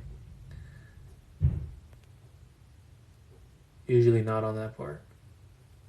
And then when people ask me about getting, like I've had people who come up to me who want like home equity lines of credit, an equity line or commercial equity line so they can use on business.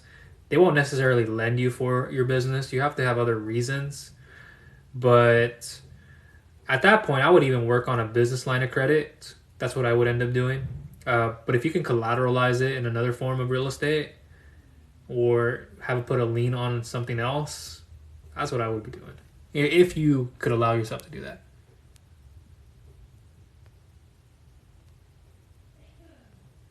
Oh, what I mean by that is I don't, like, you know how a lot of people put a label on and they try to use like for, you know, a certain type of ethnicity or nationality. And I know they use it to prove a point and it is justified at times, but I don't like to put that card out like, oh, you guys can imagine, you know, I had to cross the border and our ancestors, and just imagine how hard it is, and, you know, we can't get a government loan because of that, and quit capping. And I don't like to use that word. That's probably the only time I've ever said that. But it's like, you know what I mean? It's not funny, but it's just like, God, you gotta pull that card. You could have annual revenue verified by personal tax returns. Sometimes business, if you have strong business, it might help you even to do that. You don't have to though, for personal loan. Or verified by pay stubs, so W-2 wages, etc.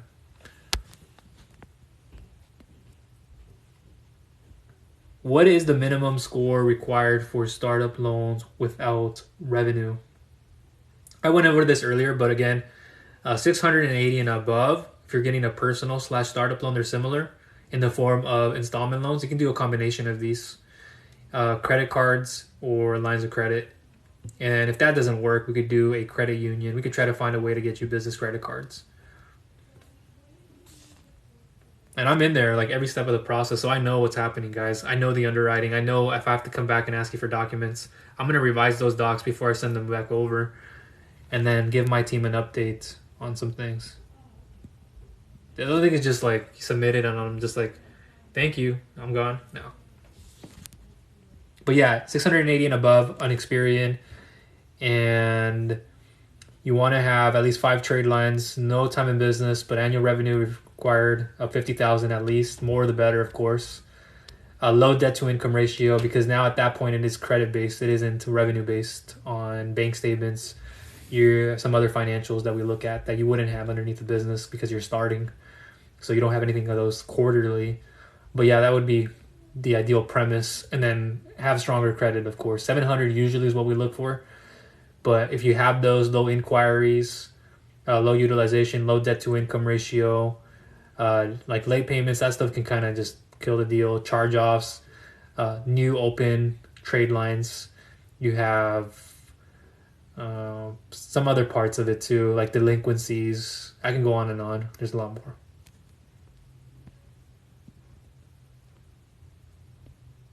And if so, how many months of revenue? just it's an annual revenue requirement, or as much as you have 50,000 in annual revenue. So as long as you can verify with personal tax returns your earnings as an employee, if you are an employee, then we can look at that. I have people doing this every day, applying and getting their personal/startup loans to begin. It's not the best thing for them to want to do, like especially because you're not separating from your business.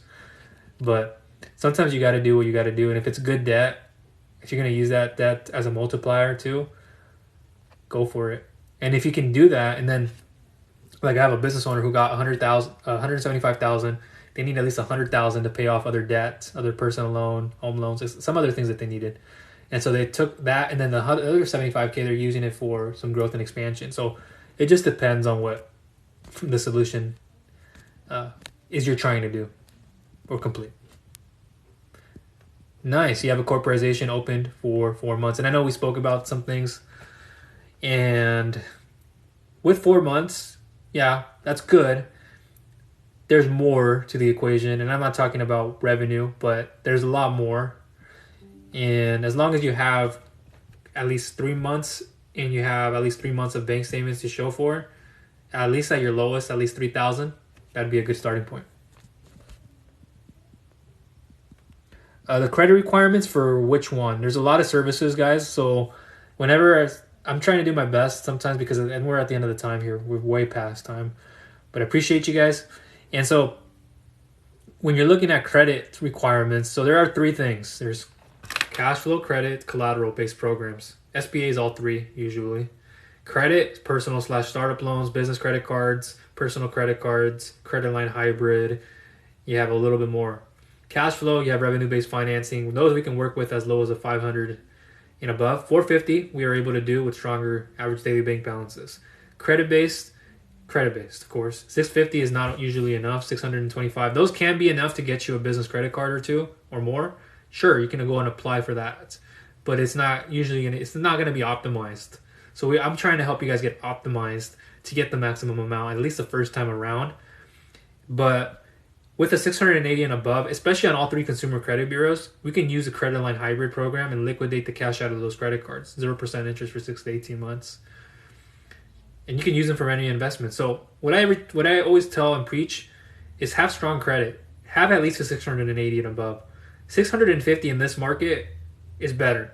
625, that's what it used to be. Still is, but 650 and above, that like gets you in multiple different tiers. And that's not a joke, guys. This is like most up-to-date stuff that I know. Appreciate you. Thank you too. Sounds good. Okay, everybody. Anybody have questions? I'm going to leave it open for 30 more seconds. Nobody comments, I'll get going.